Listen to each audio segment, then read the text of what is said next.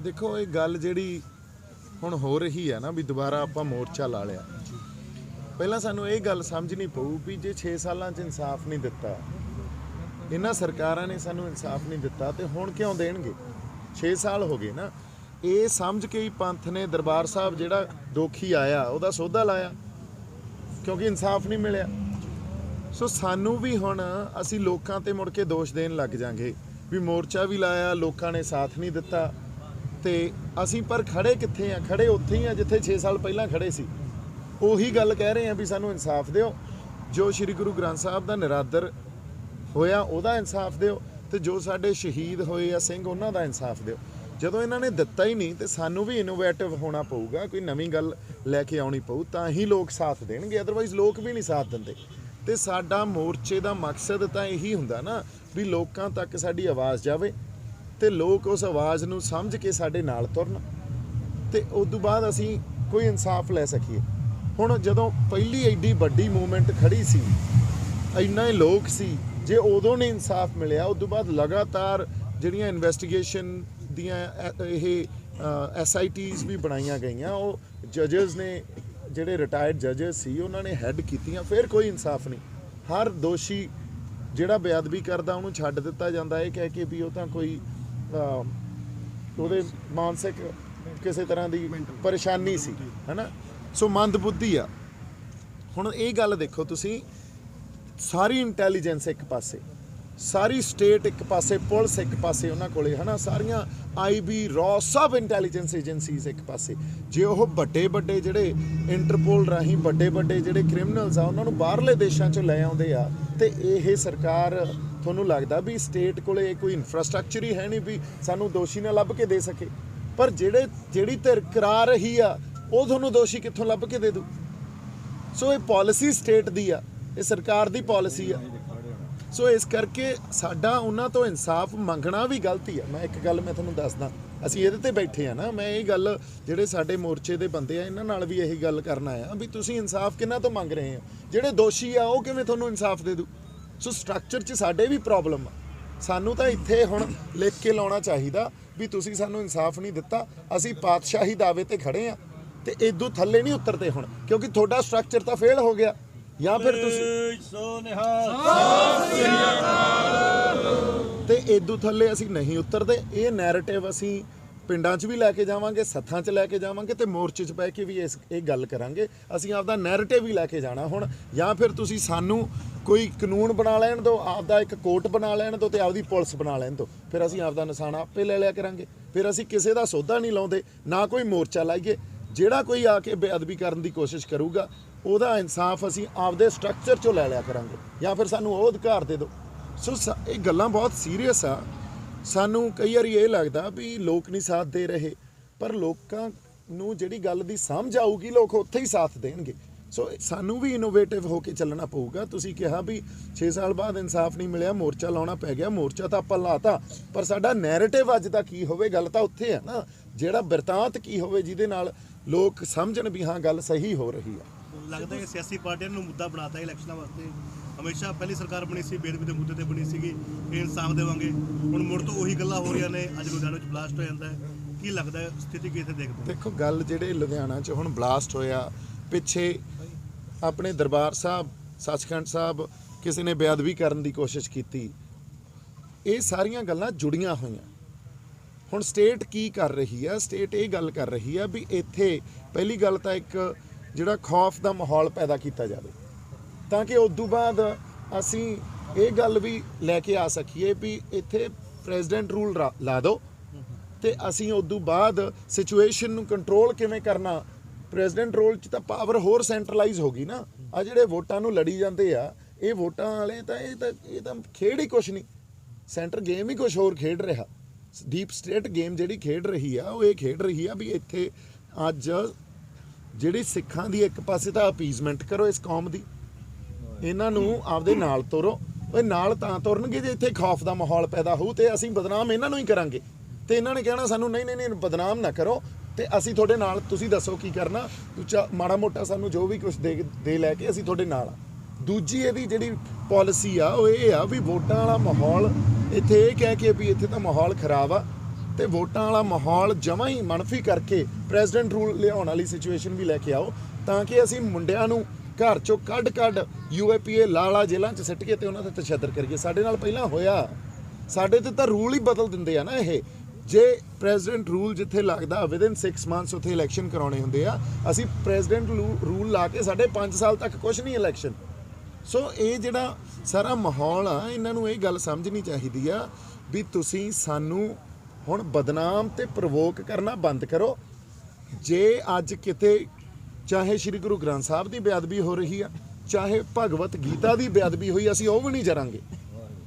ਕਿਉਂਕਿ ਗੱਲ ਇਹ ਆ, ਸਾਡੇ ਗੁਰੂ ਸਾਹਿਬ ਨੇ ਇਹੀ ਤਾਂ ਸਿਧਾਂਤ ਸਿਖਾਇਆ ਨਾ ਵੀ ਅਸੀਂ ਚਾਹੇ ਸਾਡਾ ਵਿਰੋਧੀ ਧਿਰ ਕਿਉਂ ਨਾ ਹੋਵੇ ਸਿਧਾਂਤਕ ਤੌਰ ਤੇ, ਪਰ ਉਹਨੂੰ ਵੀ ਕੋਈ ਜੋ ਜ਼ਬਰ ਤੇ ਜ਼ੁਲਮ ਨਾਲ ਤੰਗ ਕਰੇ ਜਾਂ ਖਤਮ ਕਰੇ, ਇਹ ਨਹੀਂ ਅਸੀਂ ਹੋਣ ਦੇਵਾਂਗੇ। ਸੋ ਪੰਜਾਬ 'ਚ ਜਿਹੜੀ ਗੱਲ ਵਾਪਰ ਰਹੀ ਹੈ ਨਾ, ਇੱਕ ਪਾਸੇ ਸ਼੍ਰੀ ਗੁਰੂ ਗ੍ਰੰਥ ਸਾਹਿਬ ਦੀ ਬੇਅਦਬੀ ਕਰਨ ਦੀ ਕੋਸ਼ਿਸ਼ ਕੀਤੀ ਜਾਂਦੀ ਆ, ਉਸ ਤੋਂ ਬਾਅਦ ਫਿਰ ਭਗਵਤ ਗੀਤਾ ਉਹਨਾਂ ਦੀ ਬੇਅਦਬੀ ਹੁੰਦੀ ਆ। ਅਸੀਂ ਉਹਨਾਂ ਨੂੰ ਵੀ ਇਹ ਗੱਲ ਕਹਿੰਦੇ ਆ ਵੀ ਤੁਹਾਡੇ ਨਾਲ ਖੜੇ ਆ, ਤੁਸੀਂ ਇਸ ਇਨਸਾਫ ਦੇ ਸਿਸਟਮ ਤੋਂ, ਕ੍ਰਿਮੀਨਲ ਜਸਟਿਸ ਸਿਸਟਮ ਤੋਂ ਇਨਸਾਫ ਲੈਣ ਦੀ ਕੋਸ਼ਿਸ਼ ਕਰੋ। ਜੇ ਤੁਹਾਨੂੰ ਨਹੀਂ ਮਿਲਦਾ ਫਿਰ ਤੁਸੀਂ ਵੀ ਆਪਦਾ ਇਨਸਾਫ ਆਪੇ ਲੈ ਲਓ, ਜਿਵੇਂ ਪੰਥ ਨੇ ਲੈ ਲਿਆ। ਸੋ ਜਿਹੜੀ ਗੱਲ ਆਪਾਂ ਪੂਰੀ ਕਰ ਲਈਏ ਜੀ, ਗੱਲ ਇਹ ਆ ਵੀ ਇੱਥੇ ਡੀਪ ਸਟੇਟ ਆ, ਉਹ ਸਾਡੇ ਵਿਰੁੱਧ ਸਾਜ਼ਿਸ਼ਾਂ ਘੜ ਰਹੀ ਆ। ਅਦਰਵਾਈਜ਼ ਸਾਨੂੰ ਸਾਡੇ ਤੇ ਹੀ ਜ਼ੁਲਮ ਕਰਦੇ ਆ, ਸਾਨੂੰ ਹੀ ਕਹਿ ਦਿੰਦੇ ਆ ਵੀ ਭਾਈਚਾਰਕ ਸਾਂਝ ਨਾ ਤੋੜੋ। ਤੁਸੀਂ ਇੱਕ ਗੱਲ ਪੁੱਛੋ ਇਹਨਾਂ ਨੂੰ ਵੀ ਅੱਜ ਤੱਕ ਅਸੀਂ ਕਿਸੇ ਭਾਈਚਾਰੇ ਤੇ, ਕਿਸੇ ਹੋਰ ਕੌਮ ਤੇ ਇਹ ਤੌਹਮਤ ਲਾਈ ਆ ਵੀ ਤੁਸੀਂ ਕਰਾ ਰਹੇ ਹੋ? ਅਸੀਂ ਤਾਂ ਸਰਕਾਰਾਂ ਤੇ ਲਾਈ ਆ। ਸੋ ਭਾਈਚਾਰਕ ਸਾਂਝ, ਅਸੀਂ ਠੇਕਾ ਲਿਆ ਭਾਈਚਾਰਕ ਸਾਂਝ ਦਾ ਵੀ ਸਾਡੇ ਤੇ ਹੀ ਜ਼ੁਲਮ ਕਰੋ ਤੇ ਸਾਨੂੰ ਹੀ ਕਹਿ ਦਿਓ ਤੁਸੀਂ ਭਾਈਚਾਰਕ ਸਾਂਝ ਨਾ ਤੋੜੋ। ਅਸੀਂ ਕਦੋਂ ਭਾਈਚਾਰਕ ਸਾਂਝ ਤੋੜੀ ਆ? ਭਾਈਚਾਰਕ ਸਾਂਝ ਤਾਂ ਤੁਸੀਂ ਖਰਾਬ ਕਰ ਰਹੇ ਹੋ। ਸੋ ਅਸੀਂ ਠੇਕਾ ਨਹੀਂ ਲਿਆ ਸਿੱਖਾਂ ਨੇ ਜਾਂ ਪੰਜਾਬੀਆਂ ਨੇ ਹੁਣ ਵੀ ਤੁਸੀਂ ਸਾਨੂੰ ਬਦਨਾਮ ਵੀ ਕਰੋ, ਤੁਸੀਂ ਸਾਨੂੰ ਮੁੜ ਕੇ ਭਾਈਚਾਰਕ ਸਾਂਝ ਦਾ ਪਾਠ ਵੀ ਪੜਾਓ ਤੇ ਤੁਸੀਂ ਸਾਨੂੰ ਮੁੜ ਕੇ ਗੋਡਿਆਂ ਪਰਨੇ ਵੀ ਲਾ ਲਓ। ਹੁਣ ਜਿੱਥੇ ਅਸੀਂ ਆ ਕੇ ਖੜ ਗਏ ਆ, ਇਹ ਤਾਂ ਲਕੀਰ ਖਿੱਚੀ ਗਈ ਆ। ਗੱਲਾਂ ਤਾਂ ਜਮਾਂ ਐਨ ਪ੍ਰਤੱਖ ਰੂਪ 'ਚ ਤੇ ਸਹੀ ਹੋਣਗੀਆਂ। ਤੇ ਜੇ ਤੁਸੀਂ ਗੱਲ ਇਹ ਆ ਵੀ ਅੱਜ ਤੱਕ ਸਾਨੂੰ ਇਹਨਾਂ ਨੇ ਘੜੀਸਿਆ ਹੀ ਆ ਨਾ, ਜਦੋਂ ਤੋਂ ਆਪਦੇ ਹੱਕ ਮੰਗਣ ਲੱਗੇ ਆ, ਤੁਹਾਨੂੰ ਉਦੋਂ ਤੱਕ ਘੜੀਸਿਆ ਹੀ ਆ, ਇਹ ਹੋਰ ਘੜੀਸਣਗੇ। ਤੇ ਆ ਜਿਹੜੀਆਂ ਪੋਲੀਟੀਕਲ ਪਾਰਟੀਆਂ ਅੱਜ ਚੋਣਾਂ ਲੜ ਰਹੀਆਂ, ਇਹ ਗੱਲ ਸੁਣ ਲੈਣ ਵੀ ਜੇ ਅੱਜ ਇਹਨਾਂ ਨੇ ਪੰਜਾਬ ਦੇ ਹੱਕ 'ਚ ਸਟੈਂਡ ਨਾ ਲਿਆ ਨਾ ਤੇ ਸੈਂਟਰ ਦੇ ਹੱਕ 'ਚ ਸਟੈਂਡ ਲਈ ਫਿਰੇ ਰਹੇ, ਤਾਂ ਹਸ਼ਰ ਇਹਨਾਂ ਦਾ ਵੀ ਇਹੀ ਹੋਣਾ ਵੀ ਇੱਥੇ ਜਿਹੜੀ ਲੰਗੜੀ ਫੌਜਦਾਰੀ ਦੀ ਕੁਰਸੀ ਲਈ ਇਹ ਲੜ ਰਹੇ ਆ, ਉਹ ਮਿਲਣੀ ਇਹਨਾਂ ਨੂੰ ਵੀ ਨਹੀਂ। ਸੋ ਅੱਜ ਪੋਲੀਟੀਕਲ ਪਾਰਟੀਆਂ ਨੂੰ ਵੀ ਆਪਾਂ ਇਹ ਗੱਲ ਕਹਿ ਦਈਏ ਵੀ ਸਟੈਂਡ ਲਓ ਪੰਜਾਬ ਦੇ ਹੱਕ 'ਚ, ਕਿਉਂਕਿ ਪੰਜਾਬ ਦੀ ਇੱਕ ਕਿੱਡੀ ਬੇਤੁਕੀ ਗੱਲ ਆ ਵੀ ਇੱਕ ਬੰਬ ਬਲਾਸਟ ਹੋ ਜਾਂਦਾ ਤੇ ਕਿਸੇ ਵੀ ਧਿਰ ਨੂੰ ਕੀ ਇਹਦਾ ਫਾਇਦਾ, ਪੰਜਾਬ ਦੀ ਨੂੰ ਵੀ ਕਚਹਿਰੀਆਂ 'ਚ ਬੰਬ ਬਲਾਸਟ ਕਰਦੇ ਯਾਰ। ਕਿੱਡੀ ਬੇਤੁਕੀ ਗੱਲ ਆ ਇਹ। ਤੁਸੀਂ ਸਾਰਾ ਇਤਿਹਾਸ ਕੱਢ ਲਓ, ਜਿਹੜੀ ਧਿਰ ਨੇ ਕੋਈ ਬੰਬ ਬਲਾਸਟ ਵੀ ਕੀਤਾ ਹੋਊਗਾ, ਆ ਭਾਈ ਤੁਸੀਂ ਮੈਨੂੰ ਐਂ ਲੱਗ ਰਿਹਾ ਜਿਵੇਂ ਐ ਰੋਕ ਜੇ ਰਹੇ ਹੋ, ਕਿਉਂਕਿ ਉਹ ਹੁਣ ਜਿਹੜਾ ਗੱਲ ਆ ਉਹਦਾ ਹੁਣ ਸੋ ਗੱਲ ਇਹ ਆ ਵੀ ਕੋਈ ਵੀ ਸਾਡਾ ਇਤਿਹਾਸ ਕੱਢ ਲਓ, ਜਦੋਂ ਵੀ ਕੋਈ ਕਿਲਿੰਗਸ ਵੀ ਹੋਈਆਂ ਨਾ ਸੰਘਰਸ਼ੀ ਧਿਰ ਨੇ ਕੀਤੀਆਂ, ਉਹ ਟਾਰਗੇਟ ਪੋਲੀਟੀਕਲ ਕਿਲਿੰਗਸ ਹੋਈਆਂ, ਐ ਨਹੀਂ ਵੀ ਇਨੋਸੈਂਟਸ ਨੂੰ ਕਿਸੇ ਨੇ ਮਾਰਤਾ ਜਾ ਕੇ। ਸੋ ਅਸੀਂ ਇਹੋ ਜਿਹੇ ਬੰਦੇ ਨਹੀਂ ਆ, ਨਾ ਅਸੀਂ ਹੁਣ ਬਦਨਾਮੀ ਚਾਹੀਏ ਤੁਹਾਡੀ 'ਚ, ਨਾ ਅਸੀਂ ਇਸ ਡਰਾਵੇ ਚਾਹੀਏ।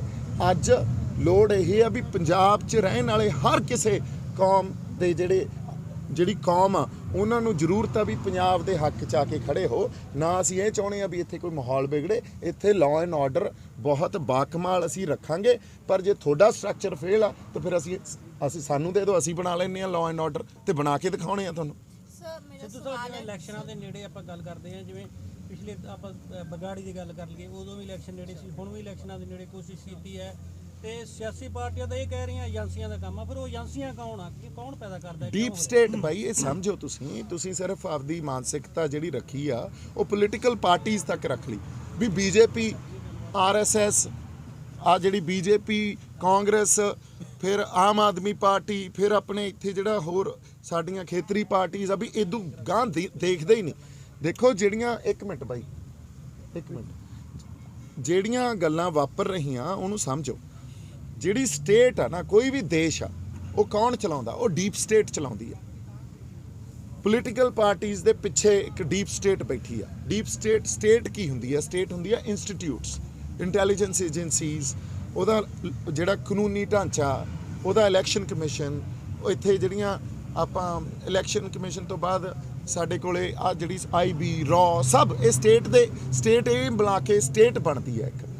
ਹੁਣ ਜਿਹੜੀ ਸਟੇਟ ਆ ਉਹ ਡਿਸਾਈਡ ਕਰਦੀ ਆ ਵੀ ਜਿਹੜੀ ਪੋਲੀਟੀਕਲ ਪਾਰਟੀ ਜਾਂ ਜਿਹੜੀ ਸਾਨੂੰ ਵਿਚਾਰਧਾਰਾ ਚਾਹੀਦੀ ਆ ਉਹ ਕਾਂਗਰਸ ਵਾਲੇ ਚਾਹੀਦੇ ਆ ਕਿ BJP ਵਾਲੇ ਚਾਹੀਦੇ ਆ। ਕਾਂਗਰਸ ਵਾਲੇ ਸੈਕੂਲਰ ਆ ਜਿਹੜੇ ਧਰਮ ਨਿਰਪੱਖਤਾ ਨੂੰ ਅੱਗੇ ਲੈ ਕੇ ਚੱਲਦੇ ਆ, ਤੇ BJP ਵਾਲੇ ਸਿੱਧੇ ਤੌਰ ਤੇ ਰਾਈਟ ਵਿੰਗ ਆ ਜਿਹੜੇ ਇਹ ਕਹਿੰਦੇ ਆ ਵੀ ਅਸੀਂ ਹਿੰਦੂ ਰਾਸ਼ਟਰ ਬਣਾਵਾਂਗੇ। ਸੋ ਇਹ ਸਟੇਟ ਦੇ ਫੈਸਲੇ ਆ, ਔਰ ਸਟੇਟ ਨੇ ਜਿਹੜਾ ਸਟਰਕਚਰ ਪੈਦਾ ਕੀਤਾ ਹੋਇਆ ਉਹ ਇਹ ਆ ਵੀ ਹਰ 5 ਸਾਲ ਬਾਅਦ ਉਹ ਆਪ ਹੀ ਆਪਦੀ ਵਿਚਾਰਧਾਰਾ ਉਹ ਬਦਲਦੀ ਆ। ਸੋ ਸਾਡੇ ਜਿਹੜੇ ਸਾਰੇ ਹਮਲੇ ਆ ਉਹ ਇੱਥੋਂ ਤੱਕ ਹੀ ਰਹਿ ਜਾਂਦੇ ਆ ਵੀ ਦੇਖੋ ਆ BJP ਐਂ ਕਰ ਰਹੀ ਆ ਫਲਾਨਾ, ਕਿਉਂਕਿ ਉਹ ਤੇ ਰਾਜ ਪਾਵਰ ਚ ਕੱਲ ਨੂੰ ਕਾਂਗਰਸ ਆ ਗਈ, ਤੁਸੀਂ ਫਿਰ ਮੁੜ ਕੇ ਕਾਂਗਰਸ ਨੂੰ ਕਹਿਣ ਲੱਗ ਜਾਓਗੇ ਕਾਂਗਰਸ ਐਂ ਕਰ ਰਹੀ ਆ। ਬਦਲਣਾ ਕੁਝ ਵੀ ਨਹੀਂ। ਕਿਉਂ ਨਹੀਂ ਬਦਲਣਾ? ਕਿਉਂਕਿ ਜਿੱਥੇ ਪਿੱਛੇ ਜਿਹੜੀ ਸਟੇਟ ਬੈਠੀ ਆ ਪਾਲਿਸੀ ਤਾਂ ਉਹਨੇ ਘੜਨੀ ਆ, ਤੇ ਸਟੇਟ ਪਾਲਿਸੀਜ਼ ਬਦਲਦੀਆਂ ਨਹੀਂ। ਸਟੇਟ ਪਾਲਿਸੀਜ਼ ਕਿਸੇ ਪੋਲੀਟੀਕਲ ਪਾਰਟੀਜ਼ ਦੇ ਆਏ ਗਏ ਤੋਂ ਨਹੀਂ ਬਦਲਦੀਆਂ। ਸੋ ਜੋ ਮਾਹੌਲ ਚੱਲ ਰਿਹਾ ਉਹਦੇ ਪਿੱਛੇ ਸਟੇਟ ਪਾਲਿਸੀਜ਼ ਆ।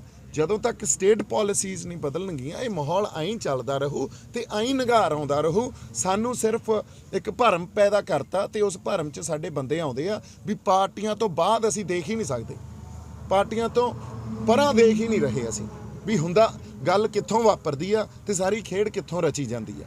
ਸੋ ਇਹ ਬਹੁਤ ਵੱਡੀ ਪ੍ਰੋਬਲਮ ਹੈ ਜਿਹੜੀ ਮਾਨਸਿਕਤਾ ਸਾਡੀ ਬਣੀ ਹੋਈ ਹੈ। ਸਰ ਮੇਰਾ ਸਵਾਲ ਸੀ ਤੁਹਾਨੂੰ ਕਿ ਸਾਡੇ ਦੇਸ਼ ਦੇ ਵਿੱਚ ਜੱਜ ਵੀ ਅੰਦਰ ਬੈਠੇ ਨੇ ਜੋ ਕ੍ਰਿਮੀਨਲ ਜੱਜਸ ਨੇ, ਕੋਈ ਵੀ ਵਿਅਕਤੀ ਹੈ ਜੋ ਇਸ ਗੋਲੀ ਕਾਂਡ ਦੇ ਪਿੱਛੇ ਜਾਂ ਬੇਅਦਬੀ ਦੇ ਪਿੱਛੇ ਹੈ, ਕਿ ਉਹ ਸਾਡੇ ਕਨਸਟੀਟਿਊਸ਼ਨ ਤੋਂ ਵੱਡਾ ਹੈ ਜਾਂ ਲਾਅ ਤੋਂ ਵੱਡਾ ਹੋ ਗਿਆ, ਜੋ ਉਹਨੂੰ ਸਰਕਾਰਾਂ ਵੀ ਬਚਾਉਣ ਦੀ ਕੋਸ਼ਿਸ਼ ਕਰ ਰਹੀਆਂ ਨੇ, ਜੋ ਉਹਨੂੰ ਜੁਡੀਸ਼ਰੀ ਵੀ ਜਿਹੜੀ ਹੈਗੀ ਬਹੁਤ ਲਾਈਟਲੀ ਲੈ ਰਹੀ ਹੈ। ਸੀ ਤੁਸੀਂ ਇੱਕ ਗੱਲ ਸਮਝੋ ਪਹਿਲਾਂ, ਜਿਵੇਂ ਤੁਸੀਂ ਕਨਸਟੀਟਿਊਸ਼ਨ ਤੇ ਜੁਡੀਸ਼ਰੀ ਨੂੰ ਡਿਫਾਈਨ ਕਰ ਰਹੇ ਹੋ, ਕਿਸਾਨੀ ਸੰਘਰਸ਼ 'ਚ ਇੱਕ ਟਾਈਮ ਇਹੋ ਜਿਹਾ ਸੀ ਜਦੋਂ ਸੁਪਰੀਮ ਕੋਰਟ ਇਹ ਕਹਿ ਰਿਹਾ ਸੀ ਵੀ ਅਸੀਂ ਇੱਕ ਇਹਨਾਂ ਕਾਨੂੰਨਾਂ ਨੂੰ ਸਸਪੈਂਡ ਕਰ ਦਿੰਨੇ ਆ ਤੇ ਉਹਦੇ ਤੇ ਕਮੇਟੀ ਬਣਾ ਦਿੰਨੇ ਆ ਤੇ ਤੁਸੀਂ ਚਲੇ ਜਾਓ। ਕਿਸੇ ਨੇ ਨਹੀਂ ਮੰਨੀ ਕਿਸੇ ਨੇ ਗੱਲ। ਸੋ ਜੁਡੀਸ਼ਰੀ ਦੀ ਜਾਂ ਸੁਪਰੀਮ ਕੋਰਟ ਸਭ ਤੋਂ ਸਰਵਉੱਚ ਅਦਾਲਤ ਦੀ ਕੋਈ ਕ੍ਰੈਡੀਬਿਲਿਟੀ ਰਹਿ ਗਈ ਸੀ। ਪਰ ਮੰਨੀ ਕਦੋਂ? ਅੱਜ ਜਦੋਂ ਇਹਨਾਂ ਨੇ ਸੰਘਰਸ਼ ਖਤਮ ਕਰਨਾ ਸੀ ਉਦੋਂ ਕਿਸਾਨ ਆਗੂਆਂ ਦਾ ਸਟੈਂਡ ਇਹ ਸੀ ਵੀ ਨਹੀਂ ਸਾਨੂੰ ਤਾਂ ਸੁਪਰੀਮ ਕੋਰਟ ਤੇ ਕੋਈ ਭਰੋਸਾ ਨਹੀਂ।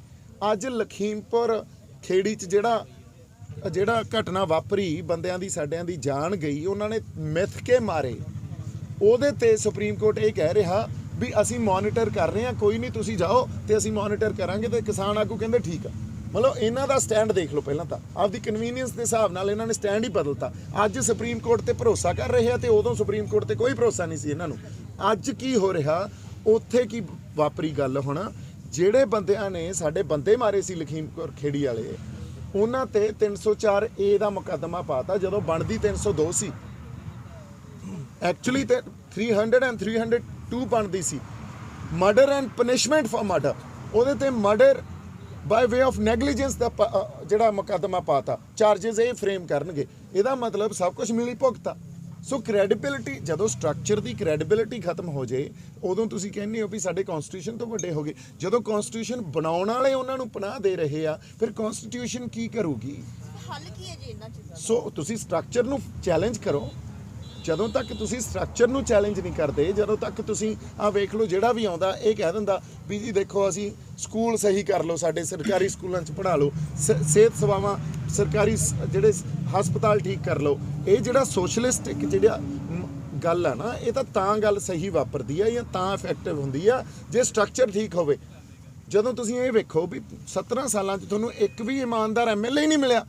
ਇਹ ਹੋ ਸਕਦਾ ਵੀ ਇੱਕ ਵੀ ਇਮਾਨਦਾਰ MLA ਨਾ ਹੋਵੇ ਪੰਜਾਬ ਕੋਲੇ? ਪ੍ਰੋਬਲਮ ਇੱਥੇ ਇਮਾਨਦਾਰ MLA ਜਾਂ MP ਦੀ ਨਹੀਂ ਆ, ਪ੍ਰੋਬਲਮ ਇੱਥੇ ਸਟਰਕਚਰ ਦੀ ਆ। ਇਹਦਾ ਮਤਲਬ ਬਥੇਰੇ ਇਮਾਨਦਾਰ ਬੰਦੇ ਆਏ ਆ ਪਰ ਉਹਨਾਂ ਦੀ ਚੱਲਿਆ ਗੱਲ ਹੀ ਨਹੀਂ ਚੱਲੀ ਕੁਛ। ਸੋ ਗੱਲ ਪ੍ਰੋਬਲਮ ਉਹ ਸਿਸਟਮ ਦੀ ਆ, ਸਟਰਕਚਰ ਦੀ ਆ। ਸੋ ਤੁਹਾਨੂੰ ਉਹ ਸਟਰਕਚਰ ਨੂੰ ਚੈਲੰਜ ਕਰਕੇ ਉਹਨੂੰ ਜਾਂ ਤਾਂ ਢਾਹ ਕੇ ਨਵਾਂ ਬਣਾਉਣਾ ਪਊਗਾ ਤੇ ਜਾਂ ਉਹਦੇ 'ਚ ਰਿਫਾਰਮਸ ਕਰਨੇ ਪੈਣੇ ਆ ਵੱਡੇ। ਸੋ ਇੱਥੇ ਜਿਹੜਾ ਕੋਈ ਬੰਦਾ ਗੱਲ ਕਰਦਾ ਉਹਨੂੰ ਕਹਿ ਦਿੰਦੇ ਆ, ਉਹਨੂੰ ਬਦਨਾਮ ਕਰਦੇ ਆ ਸਾਰੇ ਰਲ ਕੇ, ਕਿਉਂਕਿ ਉਹਨਾਂ ਦੀ ਨਿੱਜ ਪ੍ਰਸਤੀ ਆ। ਅਗਲਿਆਂ ਨੇ ਵੋਟਾਂ ਵੀ ਲੜਨੀਆਂ, ਉਹਨਾਂ ਨੇ ਮੰਤਰੀ ਵੀ ਬਣਨਾ ਤੇ ਉਹਨਾਂ ਨੇ ਪੈਸੇ ਵੀ ਕਮਾਉਣੇ ਆ। ਸੋ ਮੇਰੇ ਵਰਗਾ ਇੱਕ ਅੱਧਾ ਕੋਈ ਗੱਲਾਂ ਇੱਥੇ ਕੱਲਾ ਖੜ ਕੇ ਗੱਲ ਕਰਦਾ, ਉਹਨੂੰ RSS ਤੇ BJP ਮੈਂ ਇਹ ਕਹਿਣਾ ਜਾਂ ਗਦਾਰ, ਮੈਂ ਇਹ ਕਹਿਣਾ ਲੈ ਮੈਂ ਪਾਤਸ਼ਾਹੀ ਦਾਅਵੇ ਤੇ ਖੜਾ ਤੇ ਮੈਂ ਤਾਂ ਗਦਾਰ ਹੀ ਠੀਕ ਆ, ਕੋਈ ਗੱਲ ਨਹੀਂ। ਸੋ ਇਹ ਜਿਹੜੀਆਂ ਗੱਲਾਂ ਇਹ ਤਾਂ ਟਾਈਮ ਨਾਲ ਸਾਰਿਆਂ ਦੇ ਸਾਹਮਣੇ ਆ ਜਾਣਗੀਆਂ। ਜਿਹੜਾ ਸਿਧਾਂਤ ਤੇ ਅੱਜ ਨਹੀਂ ਖੜਾ, ਤੁਸੀਂ ਵੇਖੋ ਸੰਤ ਜਰਨੈਲ ਸਿੰਘ ਭਿੰਡਰਾਂ ਵਾਲਿਆਂ ਨੇ ਜਦੋਂ ਆਪਦੀ ਉਹ ਆਪਦੀ ਉਹ ਗੱਲ ਲਿਜਾਂਦੇ ਹੁੰਦੇ ਸੀ। ਉਦੋਂ ਇੱਕ ਵਾਰੀ ਗੀਤਾ ਭਗਵਤ ਗੀਤਾ ਦੀ ਬੇਅਦਬੀ ਹੋਈ, ਸੰਤਾਂ ਨੇ ਪੈਸੇ ਦਿੱਤੇ ਉਹ ਵੀ ਲੜੋ ਕੇਸ, ਅਸੀਂ ਦਿੰਨੇ ਆ ਪੈਸੇ, ਟਕਸਾਲ ਨੇ ਪੈਸੇ ਦਿੱਤੇ ਵੀ ਇਹ ਬਰਦਾਸ਼ਤ ਨਹੀਂ ਹੋਊਗਾ। ਸੋ ਪਰ ਕਿਵੇਂ ਉਹਨਾਂ ਨੂੰ ਇੱਕ ਕਾਰਨਰ 'ਚ ਧੱਕ ਕੇ ਬਦਨਾਮ ਕਰਕੇ ਤੇ ਮੁੜ ਕੇ ਟੈਂਕ ਚੜਾਤੇ ਦਰਬਾਰ ਸਾਹਿਬ ਤੇ। ਇਹ ਸਟਰਕਚਰ ਦੀ ਪ੍ਰੋਬਲਮ ਆ, ਇਹ ਇਸ ਢਾਂਚੇ ਦੀ ਪ੍ਰੋਬਲਮ ਆ। ਸੋ ਗੱਲ ਇੱਥੇ ਹੀ ਪਈ ਆ ਨਾ, ਜਦੋਂ ਔਰ ਉੱਥੇ ਲਿਜਾ ਕੇ ਜਦੋਂ ਗੱਲ ਕਰਨੀ ਆ ਤੁਸੀਂ, ਉੱਥੇ ਸਟੇਟ ਦੇ ਸਾਰੇ ਤੁਹਾਡੇ ਤੇ ਹੀਲੇ ਵਸੀਲੇ ਵਰਤਨੇ ਆ। ਉਹਨਾਂ ਨੇ ਤੁਹਾਨੂੰ ਬਦਨਾਮ ਵੀ ਕਰਨਾ, ਆਪਦੇ ਨਾਲ ਬੰਦਿਆਂ ਨੂੰ ਬਹਾ ਕੇ ਤੁਹਾਡੇ ਵਿਰੁੱਧ ਵੀ ਲਾ ਦੇਣਗੇ ਤੇ ਸਾਰਾ ਪ੍ਰੋਪਗੈਂਡਾ ਰਚ ਦੇਣਗੇ ਤੁਹਾਡੇ ਵਿਰੁੱਧ। ਅਸੀਂ ਦੇਖਿਆ ਨਾ 26 ਨੂੰ ਕਿੱਡਾ ਵੱਡਾ ਪ੍ਰੋਪਗੈਂਡਾ ਹੋਇਆ ਸੀ, 26 ਜਨਵਰੀ ਨੂੰ, ਤੇ ਅੱਜ ਸਾਰੇ ਬਦਲ ਗਏ। ਅੱਜ ਸਾਰੇ ਕਹਿ ਰਹੇ ਆ ਵੀ ਨਹੀਂ ਉਹਦੇ ਤਾਂ ਕੁਝ ਵੀ ਗਲਤ ਨਹੀਂ ਹੋਇਆ, ਕਿੱਡਾ ਵੱਡਾ ਪ੍ਰੋਪਗੈਂਡਾ ਹੋਇਆ ਸੀ। ਅਸੀਂ ਤਾਂ ਇਹ ਗੱਲ ਹੀ ਕਹੀ ਸੀ ਨਾ ਵੀ ਸੰਘਰਸ਼ ਅਸੀਂ ਇਸ ਨਿਸ਼ਾਨ ਸਾਹਿਬ ਹੇਠਾਂ ਲੜੇ ਆ, ਇਸ 550 ਸਾਲ ਤੋਂ ਇਹਦੇ ਹੇਠਾਂ ਲੜਦੇ ਆ ਰਹੇ ਆ, ਤੇ ਬਾਕੀ ਜਿਹੜੇ ਕੋਈ ਝੰਡੇ ਆ ਉਹ ਇਹਦੇ ਥੱਲੇ ਹੀ ਰਹਿਣਗੇ। ਸਾਡੇ ਵਾਸਤੇ ਕੋਈ ਹੋਰ ਝੰਡਾ ਉੱਤੇ ਨਹੀਂ ਆ, ਪਰ ਇਹਦਾ ਮਤਲਬ ਇਹ ਨਹੀਂ ਆ ਕਿ ਅਸੀਂ ਕਿਸੇ ਦਾ ਨਰਾਦਰ ਕਰੀਏ। ਇਹ ਤਾਂ ਕਦੇ ਸਾਨੂੰ ਸਿਖਾਇਆ ਹੀ ਨਹੀਂ ਨਾ, ਜਾਂ ਤਿਰੰਗੇ ਦਾ ਨਰਾਦਰ ਕਰੀਏ। ਗੁਰੂ ਸਾਹਿਬ ਨੇ ਤਾਂ ਇਹ ਗੱਲ ਕਹੀ ਆ ਨਾ ਵੀ ਹਮਕੋ ਹਮਾਰਾ ਖੂਬ ਤੁਮਕੋ ਤੁਮਾਰਾ ਖੂਬ। ਸੋ ਕਿਸਾਨੀ ਸੰਘਰਸ਼, ਕਿਸਾਨੀ ਦੇ ਝੰਡੇ, ਤਿਰੰਗੇ ਤੇ ਸਭ ਤੋਂ ਪਹਿਲਾਂ ਨਿਸ਼ਾਨ ਸਾਹਿਬ ਨੂੰ ਲੈ ਕੇ ਲੜਿਆ ਜਾ ਰਿਹਾ ਸੀ। ਪਰ ਕਿਵੇਂ ਪ੍ਰੋਪਗੈਂਡਾ ਚਲਾ ਕੇ ਕਿਵੇਂ ਇਹਨਾਂ ਨੇ ਸਭ ਕੁਝ ਗੱਲ ਬਦਲੀ। ਅੱਜ ਫੇਰ ਉਹ ਝੂਠ ਦੇ ਬੱਦਲ ਜਦੋਂ ਹਟੇ ਤੇ ਲੋਕਾਂ ਦੇ ਸਾਹਮਣੇ ਆ ਗਈ ਗੱਲ ਵੀ ਕੁਝ ਵੀ ਗਲਤ ਨਹੀਂ ਹੋਇਆ ਸੀ। ਇਹ ਜਿਹੜੇ ਝੂਠ ਦੇ ਪੜਦੇ ਜਾਂ ਇਹ ਬੱਦਲ ਆ ਨਾ, ਇਹ ਸੱਚਾਈ ਨੂੰ ਬਹੁਤਾ ਸਮਾਂ ਦਬਾ ਨਹੀਂ ਸਕਦੇ। ਸੱਚਾਈ ਨੇ ਹੌਲੀ ਹੌਲੀ ਬਾਹਰ ਆਉਣਾ ਹੀ ਹੁੰਦਾ। ਸੋ ਸੱਚਾਈ ਇਹ ਆ ਵੀ ਇੱਥੇ ਸਟਰਕਚਰ ਦੀ ਪ੍ਰੋਬਲਮ ਆ, ਇੱਥੇ ਸਟੇਟ ਦੇ ਫੰਕਸ਼ਨਿੰਗ ਦੀ ਪ੍ਰੋਬਲਮ ਆ। They have failed in there functioning.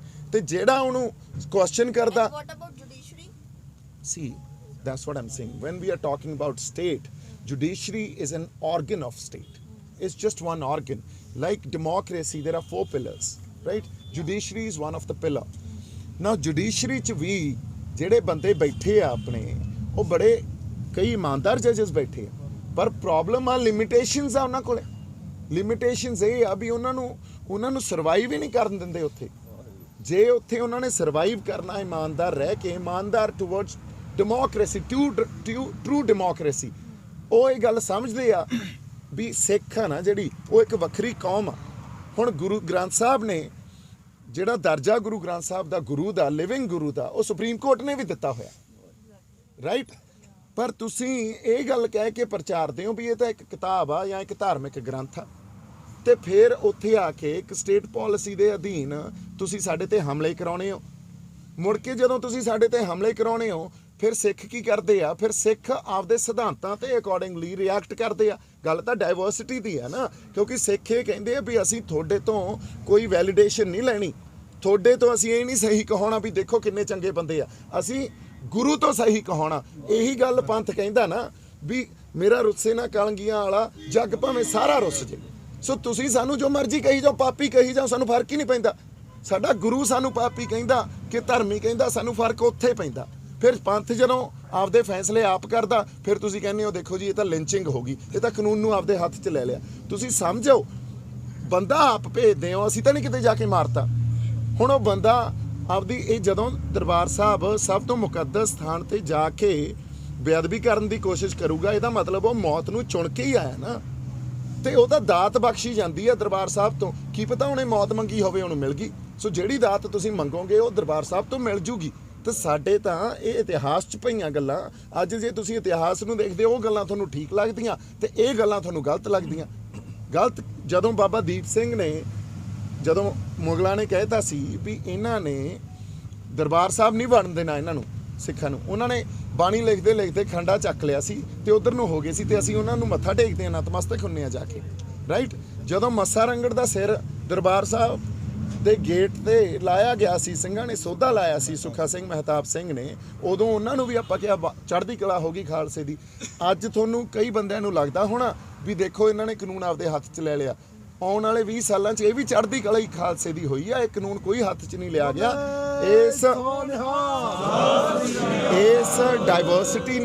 ਇਸ ਡਾਇਵਰਸਿਟੀ ਨੂੰ ਐਕਨੋਲੇਜ ਕਰਨਾ ਚਾਹੀਦਾ ਵੀ ਇਹ ਵੱਖਰੀ ਕੌਮ ਆ, ਇਹਨਾਂ ਦੇ ਸਿਧਾਂਤ ਵੱਖਰੇ ਆ। ਜ਼ਰੂਰੀ ਨਹੀਂ ਤੁਸੀਂ ਇਹਨਾਂ ਨੂੰ, ਜਾਂ ਫਿਰ ਇੱਕ ਕੰਮ ਕਰੋ, ਜਾਂ ਗਾਰੰਟੀ ਦਿਓ ਵੀ ਕੱਲ ਨੂੰ ਜਿਹਨੇ ਵੀ ਬੇਅਦਬੀ ਕੀਤੀ ਤੁਸੀਂ ਉਹਨੂੰ ਫਾਂਸੀ ਤੇ ਲਟਕਾਓਗੇ ਤੇ ਅਸੀਂ ਨਹੀਂ ਕਿਸੇ ਦਾ ਸੌਦਾ ਲਾਉਂਦੇ, ਅਸੀਂ ਜਮਾਂ ਕਾਨੂੰਨ ਨੂੰ ਹੱਥਾਂ 'ਚ ਨਹੀਂ ਲੈਂਦੇ ਤੇ ਲਾਅ ਐਂਡ ਆਰਡਰ ਨੂੰ ਮੇਨਟੇਨ ਕਰਕੇ ਰੱਖਾਂਗੇ। ਸੋ ਗਾਰੰਟੀ ਦਿਓ, ਕਾਨੂੰਨ ਬਣਾਓ ਇਸ ਗੱਲ ਦਾ। 6 ਸਾਲਾਂ ਚੜ ਕੇ ਦਿੱਤਾ ਸੋ ਗੱਲ ਇਹ ਆ, ਪ੍ਰੋਬਲਮ ਸਟਰਕਚਰ ਦੀ ਆ, ਮੁੜ ਕੇ ਭਾਰ ਸਾਡੇ ਸਿਰਾਂ ਤੇ ਪਾ ਦਿੰਦੇ ਆ, ਅਸੀਂ ਇੱਕ ਦੂਜੇ ਦੀਆਂ ਲੱਤਾਂ ਖਿੱਚਦੇ ਆ। ਸੋ ਅੱਜ ਜਿਹੜਾ ਬੰਦਾ ਵੀ ਪੰਜਾਬ ਦੇ ਹੱਕ 'ਚ ਨਹੀਂ ਖੜਾ, ਲਕੀਰ ਖਿੱਚੀ ਗਈ ਆ, ਉਹ ਫਿਰ ਸਟੇਟ ਦੇ ਹੱਕ 'ਚ ਹੀ ਖੜਾ। ਜਿਹੜਾ ਮਰਜ਼ੀ ਬੰਦਾ ਇਹ ਵੀ ਕਹਿ ਦੇ ਵੀ ਮੈਂ ਪੰਜਾਬ ਲਈ ਲੜ ਰਿਹਾ, ਉਹ ਗੱਲ ਸਿਧਾਂਤ ਕਲੀਅਰ ਕਰੇ ਵੀ ਤੂੰ ਕਿਹੜੀ ਪੰਜਾਬ ਦੀ ਲੜਾਈ ਲੜ ਰਿਹਾ, ਤੂੰ ਸਟਰਕਚਰ ਨੂੰ ਚੈਲੰਜ ਕਰ ਰਿਹਾ ਕਿ ਨਹੀਂ, ਕਿ ਤੂੰ ਐਗਜ਼ਿਸਟਿੰਗ ਸਟਰਕਚਰ ਆ ਜਿਹੜਾ ਉਹਨੂੰ ਇਹ ਕਹਿ ਰਿਹਾ ਵੀ ਮੈਂ ਸੁਧਾਰੂੰਗਾ। ਉਹਨੂੰ ਤਾਂ ਸੁਧਾਰਨ ਵਾਸਤੇ ਅਸੀਂ ਪਿਛਲੇ 17 ਸਾਲਾਂ ਤੋਂ ਲੱਗੇ ਹੋਏ ਆ, ਨਹੀਂ ਸੁਧਾਰਿਆ ਗਿਆ, ਟਰਾਈਡ ਐਂਡ ਟੈਸਟਡ ਆ। ਸੋ ਸਟਰਕਚਰ ਨੂੰ ਚੈਲੰਜ ਜੇ ਕੋਈ ਵੀ ਧਿਰ ਆ ਕੇ ਕਰਦੀ ਆ, ਹੁਣ ਪਿੱਛੇ ਜੇ ਜੂਝਦੇ ਪੰਜਾਬ ਤੇ ਮੇਰੀ ਇੱਕ ਜਿਹੜੀ ਜਥੇਬੰਦੀ ਬਣੀ ਆ, ਮੇਰਾ ਬਿਆਨ ਬੜਾ ਪ੍ਰਚਾਰਿਆ ਗਿਆ। ਮੈਂ ਗੱਲ ਤਾਂ ਕੋਈ ਵਿਰੋਧਤਾ ਚੋਂ ਤਾਂ ਕੀਤੀ ਹੋਈ ਨਹੀਂ, ਕਿਸੇ ਨਫ਼ਰਤ ਚੋਂ ਨਹੀਂ ਕੀਤੀ। ਗੱਲ ਇਹ ਕਰ ਰਹੇ ਹਾਂ ਵੀ ਤੁਸੀਂ ਵੀ ਦਾਵਾ ਤਾਂ ਹੀ ਕਰਿਓ ਜੇ ਤੁਸੀਂ ਸਟਰਕਚਰ ਨੂੰ ਚੈਲੰਜ ਕਰ ਰਹੇ ਹੋ। ਜੇ ਤੁਸੀਂ ਸਟਰਕਚਰ ਨੂੰ ਨਹੀਂ ਚੈਲੰਜ ਕਰਦੇ ਤੇ ਤੁਸੀਂ ਕਹਿੰਦੇ ਹੋ ਵੀ ਅਸੀਂ ਇਸੇ ਸਟਰਕਚਰ ਨੂੰ ਏਜੰਡੇ ਦੇਵਾਂਗੇ ਤੇ ਇਹ ਸਟਰਕਚਰ 'ਚ ਕੋਈ ਨਾ ਕੋਈ ਅਸੀਂ ਸੁਧਾਰ ਲੈ ਕੇ ਆਵਾਂਗੇ, ਫਿਰ ਤੁਸੀਂ ਵੀ ਉਸੇ ਪਾਸੇ ਖੜੇ ਹੋ, ਤੁਸੀਂ ਪੰਜਾਬ ਵਾਲੇ ਪਾਸੇ ਨਹੀਂ ਖੜੇ। ਫਿਰ ਤੁਹਾਨੂੰ ਪਤਾ ਹੀ ਨਹੀਂ ਲੱਗ ਰਿਹਾ ਵੀ ਤੁਸੀਂ ਉਸੇ ਸਟਰਕਚਰ ਦਾ ਪਾਰਟ ਬਣ ਕੇ ਉਹਦੇ ਹੱਥ ਠੋਕੇ ਬਣ ਰਹੇ ਹੋ। ਤੁਹਾਡੇ ਜਥੇਬੰਦੀ ਹੁਣ ਇਲੈਕਸ਼ਨਾਂ ਨੂੰ ਲੈ ਕੇ ਕੀ ਸਟੈਂਡ ਹੈ ਜੀ? ਬਾਈ ਕੋਈ ਇਲੈਕਸ਼ਨਾਂ ਨੂੰ ਲੈ ਕੇ ਸਟੈਂਡ ਨਹੀਂ ਆਪਣਾ। ਇਲੈਕਸ਼ਨ ਜਿਹੜੀ ਉਹ ਮਸਲੇ ਦਾ ਹੱਲ ਹੀ ਨਹੀਂ ਆ। ਇਲੈਕਸ਼ਨ ਇੱਕ ਬਹੁਤ ਛੋਟਾ ਜਿਹਾ ਹੱਲ ਤਾਂ ਹੋ ਸਕਦਾ ਵੀ ਇਹਦੇ ਤੇ 10-15% ਕੋਈ ਮਾੜਾ ਮੋਟਾ ਫਰਕ ਐਡਮਿਨਿਸਟ੍ਰੇਟਿਵ ਲੈਵਲ ਤੇ ਪੈ ਜੇ, ਹਨਾ, ਪਰ ਅਦਰਵਾਈਜ਼ ਮਸਲੇ ਦਾ ਹੱਲ ਨਹੀਂ ਆ। ਸਟਰਕਚਰ ਦੀ ਪ੍ਰੋਬਲਮ ਆ, ਜੜ ਉੱਥੇ ਪਈ ਆ। ਤਾਂ ਹੀ ਆਪਾਂ ਇਹ ਕਹਿੰਦੇ ਸੀ ਵੀ ਜਦੋਂ ਤੱਕ ਇੱਕ ਟਰੂ ਡੈਮੋਕ੍ਰੈਟਿਕ ਫੈਡਰਲ ਸਟਰਕਚਰ ਨਹੀਂ ਕ੍ਰੀਏਟ ਹੁੰਦਾ, ਉਦੋਂ ਤੱਕ ਇਹ ਜਿਹੜੀ ਸੂਬਿਆਂ ਦੇ ਮਸਲੇ ਆ, ਕਿਤੇ ਵੀ, ਇਕੱਲੇ ਪੰਜਾਬ ਦੇ ਨਹੀਂ, ਕਿਸੇ ਵੀ ਸੂਬੇ ਦੇ ਮਸਲੇ ਉਹ ਚੋਣਾਂ ਦੇ ਥਰੂ ਹੱਲ ਨਹੀਂ ਹੋ ਸਕਦੇ। ਚੋਣਾਂ ਤਾਂ ਤੁਸੀਂ ਇੱਕ ਗੱਲ ਦੱਸੋ ਵੀ ਜਿਹੜੀਆਂ ਪੋਲੀਟੀਕਲ ਪਾਰਟੀਆਂ ਆ, ਤੁਹਾਨੂੰ ਲੱਗਦਾ ਇੰਟੈਲੈਕਚੁਅਲਸ ਬੈਠੇ ਨਹੀਂ ਉਹਨਾਂ ਕੋਲੇ? ਤੁਹਾਨੂੰ ਲੱਗਦਾ ਉਹਨਾਂ ਕੋਲੇ ਉਹ ਬੰਦੇ ਨਹੀਂ ਬੈਠੇ ਜਿਹੜੇ ਬ੍ਰਿਲੀਅੰਟ ਬ੍ਰੇਨਸ ਆ? ਸਭ ਬੈਠੇ ਆ, ਪਰ ਉਹਨਾਂ ਨੂੰ ਪਤਾ ਵੀ ਸਾਡੀ ਜਿਹੜੀ ਫੰਕਸ਼ਨਿੰਗ ਆ ਜਾਂ ਸਪੇਸ ਆ ਉਹ ਗਲੀਆਂ ਨਾਲੀਆਂ ਤੋਂ ਵੱਧ ਹੈ ਹੀ ਨਹੀਂ। ਸਾਰੀ ਪਾਵਰ ਹੀ ਸੈਂਟਰਲਾਈਜ਼ ਆ। ਜਦੋਂ ਸਾਰੀ ਪਾਵਰ ਸੈਂਟਰਲਾਈਜ਼ ਆ ਤੇ ਉਹ ਮੈਜੋਰਿਟੇਰੀਅਨ ਸਿਸਟਮ 'ਚ ਮੈਜੋਰਿਟੀ ਦੇ ਡਿਸੀਜਨਸ ਸਿਰਫ ਉਹਨਾਂ ਨੂੰ ਕੇਟਰ ਕਰਦੇ ਆ, ਮਾਈਨੋਰਿਟੀ ਨੂੰ ਤਾਂ ਆਪਦੇ ਵਿੱਚ ਮਿਲਾਉਣਾ ਚਾਹੁੰਦੇ ਆ। ਫਿਰ ਤੁਹਾਡੀਆਂ ਪਾਲਿਸੀਜ਼ ਕਿੱਥੋਂ ਬਣਾ ਦੇਣਗੇ? ਫਿਰ ਤੁਸੀਂ ਲੜੀ ਜਾਓ ਆਪਸ 'ਚ, ਖਿੱਚੀ ਜਾਓ ਇੱਕ ਦੂਜੇ ਦੀਆਂ ਲੱਤਾਂ, ਪਰ ਤੁਹਾਡਾ ਫਰਕ ਇੱਥੇ ਕੁਝ ਨਹੀਂ ਪੈਣਾ ਜਦੋਂ ਤੱਕ ਤੁਸੀਂ ਉਸ ਢਾਂਚੇ ਨੂੰ ਨਾ ਚੈਲੰਜ ਕਰੋ ਤੇ ਇਹ ਕਹੋ ਵੀ ਪ੍ਰੋਬਲਮ ਢਾਂਚੇ 'ਚ ਆ, ਪ੍ਰੋਬਲਮ ਸਾਡੇ ਬੰਦਿਆਂ 'ਚ ਜਾਂ ਲੋਕਾਂ 'ਚ ਨਹੀਂ ਆ। ਜਾਂ ਤਾਂ ਇਹ ਕਹਿ ਦਿੰਦੇ ਆ ਵੀ ਵੇਖੋ MLA MP ਬਣ ਕੇ ਇਹਨਾਂ ਨੇ ਘਰ ਭਰ ਲਏ, ਉਹ ਤਾਂ ਘਰ ਹੀ ਭਰਨ ਆਏ ਸੀ। ਉਹਨਾਂ ਨੂੰ ਪਤਾ ਸੀ ਵੀ ਇੱਥੇ ਕੁਝ ਨਹੀਂ ਹੋਣਾ, ਢਾਂਚੇ ਨੂੰ ਅਸੀਂ ਚੈਲੰਜ ਕਰਾਂਗੇ ਤੇ ਸਾਡਾ ਰਾਹ ਜਿਹੜਾ ਉਹ ਜੇਲ੍ਹਾਂ ਦਾ ਬਣ ਜਾਂਦਾ ਤੇ ਸਾਨੂੰ ਜੇਲ੍ਹਾਂ ਕੱਟਣੀਆਂ ਪੈਣੀਆਂ। ਅਗਲਿਆਂ ਨੇ ਜੇਲ੍ਹਾਂ ਨਹੀਂ ਚੁਣੀਆਂ, ਅਗਲਿਆਂ ਨੇ ਕਿਹਾ ਵੀ ਜੋ ਸੈਂਟਰ ਗਵਰਨਮੈਂਟ ਕਹਿੰਦੀ ਆ ਉਹਨਾਂ ਦੇ ਹਿਸਾਬ ਨਾਲ ਤੁਰ ਪਓ। ਠੀਕ ਆ, ਜਿਹੜੇ ਬੰਦੇ ਇੱਥੇ ਸੰਘਰਸ਼ ਕਰਕੇ ਗਏ ਆ ਉਹਨਾਂ ਨੇ ਜੇਲ੍ਹਾਂ ਵੀ ਕੱਟੀਆਂ, ਉਹਨਾਂ ਨੇ ਤਸ਼ੱਦਦ ਵੀ ਸਹੇ ਆ, ਉਹਨਾਂ ਦੇ ਪਰਿਵਾਰਾਂ ਦੇ ਵੀ ਤਸ਼ੱਦਦ ਹੋਏ ਆ, ਉਹਨਾਂ ਦੇ ਚੁੱਲ੍ਹਿਆਂ 'ਚ ਘਾਹ ਵੀ ਉੱਗਿਆ। ਹੁਣ ਜਿਨ੍ਹਾਂ ਦੇ ਚੁੱਲ੍ਹਿਆਂ 'ਚ ਘਾਹ ਉੱਗਿਆ ਉਹਨਾਂ ਨੂੰ ਪਤਾ ਸੀ ਵੀ ਸਾਡੇ ਚੁੱਲ੍ਹਿਆਂ 'ਚ ਘਾਹ ਉੱਗਣਾ, ਇਹ ਨਹੀਂ ਸੀ ਵੀ ਉਹ ਕੋਈ ਨਫਾ ਨੁਕਸਾਨ ਦੇਖ ਕੇ ਉੱਥੇ ਗਏ ਸੀ। ਉਹਨਾਂ ਨੂੰ ਪਤਾ ਸੀ ਵੀ ਸਾਡੇ ਉਹ ਰਾਹ ਤੇ ਹੀ ਇਸ ਕਰਕੇ ਤੁਰੇ ਸੀ ਵੀ ਸਾਡੇ ਚੁੱਲ੍ਹਿਆਂ 'ਚ ਘਾਹ ਹੀ ਉੱਗਣਾ, ਪਰ ਉਹਨਾਂ ਨੇ ਐਟਲੀਸਟ ਆਪਦੀ ਗੈਰਤ ਨੂੰ ਜਿਉਂਦਾ ਰੱਖ ਕੇ ਤੇ ਢਾਂਚੇ ਨੂੰ ਚੈਲੰਜ ਕੀਤਾ। ਸੋ ਜਿਹੜਾ ਵੀ ਕਰ, ਇਹ ਤਾਂ ਬਾਈ ਇਹ ਗੱਲ ਇਹ ਇੱਥੇ ਆ ਗਈ ਆ, ਹੁਣ ਲਕੀਰ ਖਿੱਚੀ ਗਈ ਆ। ਜੇ ਉਹਨਾਂ ਦਾ ਫੌ ਪੈਂਦਾ, ਜ਼ੋਰ ਵਗਦਾ, ਉਹ ਕਰ ਜਾਂਦੇ ਆ ਸਾਡੇ ਤੇ ਧੱਕਾ, ਜਦੋਂ ਸਾਡਾ ਪਊਗਾ ਅਸੀਂ ਕਰ ਜਾਂਗੇ। ਬਸ ਇੱਥੇ ਆ ਗੱਲ। ਸਾਹਿਬ ਤੁਸੀਂ ਕਹਿ ਤਾਂ ਦਿੱਤਾ ਵੀ ਮੇਰੀ ਕੋਈ ਸੋਚ ਨਹੀਂ, ਪਰ ਬਹੁਤ ਦੁਨੀਆ ਤੁਹਾਨੂੰ ਫਾਲੋ ਕਰਦੀ ਹੈ, ਖਾਸ ਕਰਕੇ ਯੂਥ ਇਹ ਚਾਹੁੰਦਾ ਹੈ ਕਿ ਸਿੱਧੂ ਦੀ ਆਉਣ ਵਾਲੀ ਡਾਇਰੈਕਸ਼ਨ ਕੀ ਹੈ ਤੁਹਾਡੀ ਉਡੀਕ ਦੇ ਵਿੱਚ? ਨਹੀਂ ਦੇਖੋ, ਡਾਇਰੈਕਸ਼ਨ ਆਉਣ ਵਾਲੀਆਂ ਚੋਣਾਂ 'ਚ ਤਾਂ ਹੈ ਨਹੀਂ ਹੈ ਜੀ। ਉਹ ਯੂਥ ਨੂੰ ਮੈਂ ਹੁਣ ਝੂਠ ਤਾਂ ਨਹੀਂ ਬੋਲ ਸਕਦਾ। ਝੂਠ ਬੋਲਣਾ, ਜਿਹੜੀਆਂ MLA ਦਾ ਇੱਕ ਦਾਅਵੇਦਾਰੀ ਆਪਦੀ ਪੇਸ਼ ਕਰਦਾ ਤੇ ਉਹਨੂੰ ਲੜ ਕੇ ਇੱਕ MLA ਬਣ ਜਾ, ਕੀ ਕਰ ਲੂੰਗਾ? ਤੁਸੀਂ ਇਹ ਦੇਖੋ, ਜਿਹੜੇ ਇੱਕ ਗੱਲ ਬੰਦੇ ਕਰਦੇ ਆ ਨਾ ਸਾਡੇ ਵੀ ਕਿਸਾਨੀ ਸੰਘਰਸ਼ ਤੋਂ ਬਾਅਦ ਬਹੁਤ ਜ਼ਿਆਦਾ ਵੱਡਾ ਇੱਕ ਲੋਕਾਂ 'ਚ ਜਿਹੜੀ ਅਵੇਅਰਨੈਸ ਆ ਗਈ ਵੀ ਉਹਨਾਂ ਦਾ ਪੋਲੀਟੀਕਲ ਜਿਹੜਾ ਅਵੇਅਰਨੈਸ ਜਾਂ ਮੈਚੋਰਿਟੀ ਲੈਵਲ ਆ ਉਹ ਬਹੁਤ ਰਾਈਜ਼ ਕਰ ਗਿਆ। ਹੁਣ ਇਸ ਗੱਲ ਨੂੰ ਸਮਝੀਏ, ਕਿਸਾਨੀ ਸੰਘਰਸ਼ 'ਚ ਆਈ ਅਵੇਅਰਨੈਸ ਦਾ ਫਾਇਦਾ ਤਾਂ ਹੁੰਦਾ ਜੇ ਸਾਡੇ ਕੋਲੇ ਕੋਈ ਅਸੀਂ ਆਪਦਾ ਢਾਂਚਾ ਬਣਾ ਕੇ ਬੈਠੇ ਹੁੰਦੇ ਅੱਜ ਤਾਈਂ। ਜਦੋਂ ਆਪਾਂ ਸ਼ੰਭੂ ਮੋਰਚੇ ਤੋਂ ਪਹਿਲਾਂ ਦੀਆਂ ਗੱਲਾਂ ਕਰਦੇ ਆਉਂਦੇ ਆ ਵੀ ਪੰਜਾਬ ਨੂੰ ਇੱਕ ਆਪਦੀ ਸਿਆਸਤ ਘੜਨੀ ਪੈਣੀ ਆ, ਪੰਜਾਬ ਨੂੰ ਆਪਦੀ ਸਿਆਸਤ ਸੋਸ਼ਲ ਸਟਰਕਚਰ ਲਈ ਵੀ ਘੜਨੀ ਪੈਣੀ ਆ, ਪੋਲੀਟੀਕਲ ਸਟਰਕਚਰ ਲਈ ਵੀ ਘੜਨੀ ਪੈਣੀ ਆ, ਉਦੋਂ ਤਾਂ ਮੈਨੂੰ ਇਹ ਗੱਲਾਂ ਇਹ ਕਹਿ ਕੇ ਵੀ ਆ ਗਈ ਬਿੱਲੀ ਥੈਲਿਓਂ ਬਾਹਰ, ਵੇਖੋ ਇਹ ਪੋਲੀਟੀਕਲ ਕਿਸੇ ਫਾਇਦੇ ਲਈ ਆਇਆ, ਇਹ ਤਾਂ ਕੋਈ ਨਾ ਕੋਈ ਪਾਰਟੀ ਬਣਾਊਗਾ ਤੇ ਆਪਦੀ ਆ ਗਈ ਬਿੱਲੀ ਥੈਲਿਓਂ ਬਾਹਰ, ਆਹੀ ਕੰਮ। ਹੁਣ ਸਾਰੇ ਹੀ ਉਧਰ ਨੂੰ ਤੁਰੇ ਫਿਰਦੇ ਆ, ਦੂਜੇ ਕਿ ਦਿਨ ਕੋਈ ਨਾ ਕੋਈ ਗਰੁੱਪ ਅਨਾਉਂਸ ਹੋ ਜਾਂਦਾ ਤੇ ਉਹ ਮੁੜ ਕੇ ਪੋਲੀਟੀਕਲ ਪਾਰਟੀਆਂ ਦੇ ਬੰਦਿਆਂ ਨਾਲ ਮੀਟਿੰਗਾਂ ਕਰਦੇ ਫਿਰਦੇ ਆ। ਨਿਕਲਣਾ ਕਿਸੇ ਨੂੰ ਕੁਛ ਨਹੀਂ ਇਹਦੇ ਚੋਂ, ਮੱਥਾ ਮਾਰਨ ਵਾਲੀ ਗੱਲ ਹੀ ਆ। ਇਹ ਤਾਂ ਛਾਨਣਾ ਲੱਗਿਆ, ਬੜੇ ਝੜਨਗੇ ਇੱਥੇ ਜਿਹੜੇ ਆਪਦੇ ਆਪ ਨੂੰ ਬਚਾ ਕੇ ਰੱਖ ਸਕਣ ਉਹ ਆਉਣ ਵਾਲੇ ਸਮੇਂ 'ਚ ਐਟਲੀਸਟ ਮਾੜਾ ਮੋਟਾ ਖੜਨ ਜੋ ਕਿ ਇਹ ਰਹਿਣਗੇ ਵੀ ਅਸੀਂ ਸਿਧਾਂਤਾਂ ਤੇ ਆਪਦਾ ਪਹਿਰੇਦਾਰੀ ਕੀਤੀ ਆ। ਤੇ ਅਸੀਂ ਦੇਖੋ ਗੱਲ ਪਤਾ ਕੀ ਆ, ਜਦੋਂ ਵੀ ਪੰਜਾਬ ਨੇ ਕਿਸੇ ਦੇ ਪਿੱਛੇ ਵੋਟਾਂ ਪਾਈਆਂ, ਈਵਨ ਪੋਲੀਟੀਕਲ ਸਟਰਕਚਰ ਜਾਂ ਮੇਨ ਸਟ੍ਰੀਮ ਪੋਲਿਟਿਕਸ ਦੀ ਇਲੈਕਟਰਲ ਪੋਲਿਟਿਕਸ ਦੀ ਗੱਲ ਕਰਦੇ ਆ, ਉਹ ਇਸ ਕਰਕੇ ਨਹੀਂ ਪਾਈਆਂ ਵੀ ਉਹ ਬੰਦਾ ਬਹੁਤ ਬ੍ਰਿਲੀਅੰਟ ਮਾਈਂਡ ਸੀ, ਉਹ ਇਸ ਕਰਕੇ ਵੀ ਪਾਈਆਂ ਵੀ ਬੰਦੇ ਨੇ ਸੰਘਰਸ਼ ਕੀਤਾ ਸਾਡੇ ਖਾਤਰ ਜੇਲ੍ਹਾਂ ਵੀ ਕੱਟੀਆਂ। ਤੁਸੀਂ ਵੇਖ ਲਓ ਅਕਾਲੀ ਦਲ ਜਦੋਂ ਖੜਾ ਹੋਇਆ ਉਹ ਉਦੋਂ ਹੀ ਅਕਾਲੀ ਦਲ ਸੀ, ਜਦੋਂ ਜੇਲ੍ਹਾਂ ਕੱਟ ਕੇ ਆਉਂਦੇ ਸੀ ਉਹਨਾਂ ਦੇ ਲੀਡਰ, ਜਦੋਂ ਉਹ ਸੰਘਰਸ਼ ਕਰਦੇ ਸੀ, ਜਦੋਂ ਪੰਜਾਬ ਦੇ ਜਾਂ ਪੰਥ ਦੇ ਸਿਧਾਂਤਾਂ ਤੇ ਰਹਿੰਦੇ ਸੀ। ਇੱਥੇ ਕੀਤਾ ਕੀ ਆ, ਸੈਂਟਰ ਸਰਕਾਰ ਨੇ ਅਕਾਲੀ ਦਲ ਨੂੰ ਅਕਾਲੀ ਦਲ ਦੇ ਵਿਰੋਧੀ ਵਰਤ ਕੇ ਅਕਾਲੀ ਦਲ ਨੂੰ ਹੀ ਖਤਮ ਕਰਕੇ, ਸੋ ਹੁਣ ਅਕਾਲੀ ਦਲ ਵੀ ਹੌਲੀ ਹੌਲੀ ਦੇਖੋ ਪੰਜਾਬ ਤੇ ਪੰਥਕ ਮੁੱਦਿਆਂ ਤੇ ਵਾਪਸ ਆ ਰਿਹਾ, ਉਹਨਾਂ ਕੋਲੇ ਚੋਇਸ ਹੀ ਨਹੀਂ ਬਚੀ। ਜੇ ਅੱਜ ਅਕਾਲੀ ਦਲ ਦਾ ਗੱਠਜੋੜ ਹੁੰਦਾ ਨਾ ਬੀਜੇਪੀ ਨਾਲ, ਤਾਂ ਜਿਹੜਾ ਸੋਧਾ ਦਰਬਾਰ ਸਾਹਿਬ ਲੱਗਿਆ ਉਹ ਕਦੇ ਨਹੀਂ ਲੱਗਣਾ ਸੀ। ਇਹ ਗੱਲ ਨੂੰ ਸਮਝੋ ਤੁਸੀਂ, ਉਹ ਲੱਗਿਆ ਹੀ ਤਾਂ ਕਿਉਂਕਿ ਇਹਨਾਂ ਦਾ ਗੱਠਜੋੜ ਨਹੀਂ ਆ। ਇਹਨਾਂ ਨੂੰ ਪਤਾ ਵੀ ਸਪੇਸ ਸਾਡੀ ਪੰਥਕ ਆ ਤੇ ਪੰਥਕ ਸਪੇਸ ਉਹ ਆ ਵੀ ਜਿੱਥੇ ਸਿਧਾਂਤਾਂ ਤੇ ਪਹਿਰਾ ਦੇਣਾ ਪਊਗਾ, ਤੇ ਇਹ ਉਸ ਸਿਧਾਂਤਾਂ ਤੇ ਵਾਪਸ ਆ ਕੇ ਆਪਦੀ ਸਪੇਸ ਨੂੰ ਲੱਭ ਰਹੇ ਆ ਹੁਣ। ਸੋ ਇਸ ਕਰਕੇ ਜਿਹੜੀਆਂ ਇਹ ਗੱਲਾਂ ਨਾ ਵੀ ਮੈਂ ਇੱਕ ਜਵਾਬ 'ਚ ਤੁਹਾਨੂੰ ਸਾਰਾ ਕੁਝ ਹੀ ਦੱਸ ਜਾਂ, ਇਹ ਆਏ ਨਹੀਂ ਆ। ਇਹ ਗੱਲਾਂ ਬੜੀ ਪੋਲੀਟੀਕਲ ਮੈਚੋਰਿਟੀ ਐਂਡ ਜਿਹੜੀ ਇੰਟੈਲੈਕਚੁਅਲ ਕੈਲੀਬਰ ਆ ਉਹਨੂੰ ਰਾਈਜ਼ ਕਰਕੇ ਹੀ ਕੀਤੀਆਂ ਜਾ ਸਕਦੀਆਂ। ਇਹਦੇ ਤੇ ਤਾਂ ਸੈਮੀਨਾਰਸ ਹੁੰਦੇ ਆ ਵੀ ਸਾਡਾ ਗਾਂ ਵਾਲਾ ਰਾਹ ਕੀ ਆ, ਹੁਣ ਅਸੀਂ ਗਾਂ ਆਉਣ ਵੇਲੇ ਜਿਹੜਾ ਆਉਣ ਵਾਲਾ ਸਮਾਂ ਉਹਦੇ ਤੇ ਸਾਡੀ ਕੀ ਸਟ੍ਰੈਟੇਜਾਈਜ਼ ਹੋਵੇ ਜਾਂ ਪੰਜਾਬ ਦੀਆਂ ਧਿਰਾਂ ਕੀ ਸਟ੍ਰੈਟਜੀਜ਼ ਬਣਾ ਕੇ ਚੱਲਣ। ਇੱਥੇ ਤਾਂ ਡਾਇਲੌਗ ਜਿਹੜਾ ਅੱਜ ਦੀ ਡੇਟ 'ਚ ਸਾਰੇ ਕਿਸਾਨੀ ਸੰਘਰਸ਼ 'ਚ ਹੱਥ ਜੋੜ ਮੈਂ ਸਾਡੇ ਆਗੂਆਂ ਨੂੰ ਕਹਿੰਦਾ ਰਿਹਾ ਵੀ ਆਪਾਂ ਡਾਇਲੌਗ ਕਰ ਲਈਏ, ਮੀਟਿੰਗ ਹੀ ਕਰ ਲਓ। ਬਾਈ ਜੀ ਉਹਨਾਂ ਨੇ ਹੱਥ ਪੱਲਾ ਹੀ ਨਹੀਂ ਫੜਾਇਆ, ਉਲਟਾ ਬਦਨਾਮੀ ਤੇ ਸ਼ੁਰੂ ਹੋ ਗਏ, ਪੁਰਾਣੀਆਂ ਫੋਟੋਆਂ ਦਿਖਾ ਕੇ। ਫੋਟੋਆਂ ਤਾਂ ਇਹਨਾਂ ਦੀਆਂ ਕੱਢ ਲੈਂਦੇ ਆਪਾਂ, ਫਿਰ ਉਹ ਢੰਗ ਜਾਂ ਤਾਂ ਰਹਿ ਗਿਆ। ਸੋ ਡਾਇਲੌਗ ਵਾਲੀ ਤਾਂ ਰੀਤ ਹੀ ਖਤਮ ਕਰਤੀ ਨਾ ਇੱਥੇ। ਜਾਂ ਇੱਕ ਗੱਲ ਆ ਜਿਹੜੀ ਪੰਜਾਬ 'ਚ ਸਾਡੇ ਪੰਥ 'ਚ ਗੁਰੂ ਪੰਥ 'ਚ ਇੱਕ ਗੱਲ ਆ ਵੀ ਗੁਰਮਤਾ ਕਰੋ, ਸੰਗਤ 'ਚ ਬਹਿ ਕੇ ਗੁਰਮਤਾ ਕਰੋ, ਕਿਉਂਕਿ ਸੰਗਤ 'ਚ ਬੜਾ ਕੁਝ ਨਿਕਲ ਕੇ ਬਾਹਰ ਆਉਂਦਾ ਹੁੰਦਾ, ਨਿਖਰਦੀਆਂ ਗੱਲਾਂ। ਉੱਥੋਂ ਇੱਕ ਥਾਟ ਇਵੋਲਵ ਹੁੰਦਾ, ਥਾਟ ਦੇ ਨਾਲ ਲੀਡਰਸ਼ਿਪ ਇਵੋਲਵ ਹੁੰਦੀ ਆ। ਕਦੇ ਇਹਨਾਂ ਨੇ ਇਹ ਗੱਲ ਕੀਤੀ, ਆਪਦਾ ਬੈਠ ਕੇ ਡਿਸੀਜਨ ਲੈ ਆਉਂਦੇ। ਹੁਣ ਪਤਾ ਕੀ ਹੋ ਗਿਆ, ਹੁਣ ਇਹਨਾਂ ਨੂੰ ਇਹ ਲੱਗਦਾ ਵੀ ਅਸੀਂ ਬਹੁਤ ਵੱਡਾ ਇੱਕ ਜਿਹੜਾ ਸੰਘਰਸ਼ ਜਿੱਤ ਕੇ ਆਏ ਆ ਤੇ ਉਹਦਾ ਬਹੁਤ ਵੱਡਾ ਸਿਹਰਾ ਲੋਕ ਸਾਨੂੰ ਦੇਣਗੇ। ਇਹਨਾਂ ਸਾਰਿਆਂ ਦੀਆਂ ਜ਼ਮਾਨਤਾਂ ਜ਼ਬਤ ਹੋਣੀਆਂ, ਇਹ ਦੇਖ ਲਓ, ਕਿਉਂਕਿ ਲੋਕਾਂ ਨੂੰ ਵੀ ਨਹੀਂ ਪਤਾ ਵੀ ਸੰਘਰਸ਼ ਕਿਉਂ ਜਿੱਤਿਆ ਗਿਆ, ਨਾ ਇਹਨਾਂ ਨੂੰ ਪਤਾ। ਲੋਕਾਂ ਨੂੰ ਅੰਦਰ ਖਾਤੀ ਪਤਾ ਸਬਕੌਂਸ਼ੀਅਸ ਲੈਵਲ ਤੇ ਵੀ ਸੰਘਰਸ਼ ਕਿਉਂ ਜਿੱਤਿਆ ਗਿਆ, ਪਰ ਇਹ ਨਹੀਂ ਵੀ ਲੀਡਰਾਂ ਨੇ ਜਿੱਤਿਆ। ਇਹ ਕਲੇਮ ਕਰਦੇ ਫਿਰਦੇ ਆ ਸਾਰੇ। ਸੰਘਰਸ਼ ਦਾ ਜਿਹੜਾ ਐਂਡ ਆ, ਉਹ ਜਿਹੜੀ ਇੱਕ ਆਈਡੀਅਲ ਸਿਚੁਏਸ਼ਨ ਹੁੰਦੀ ਆ ਮੋਰਚੇ ਦੀ, ਉਵੇਂ ਵੀ ਨਹੀਂ ਹੋਇਆ ਹਨਾ। ਆਈਡੀਅਲ ਸਿਚੁਏਸ਼ਨ ਇਹ ਹੁੰਦੀ ਆ ਵੀ ਜੇਲ੍ਹਾਂ ਕੱਟੀਆਂ ਹੋਣ, ਡਾਂਗਾਂ ਖਾਧੀਆਂ ਹੋਣ, ਇੱਕ ਸੰਘਰਸ਼ ਕੀਤਾ ਹੋਵੇ, ਉਹ ਵੀ ਨਹੀਂ ਹੋਇਆ। ਸੋ ਇਹਨਾਂ ਨੂੰ ਵੀ ਸਮਝ ਨਹੀਂ ਆ ਰਹੀ ਵੀ ਯਾਰ ਇਹ ਗੱਲ ਕੀ ਵਾਪਰ ਗਈ।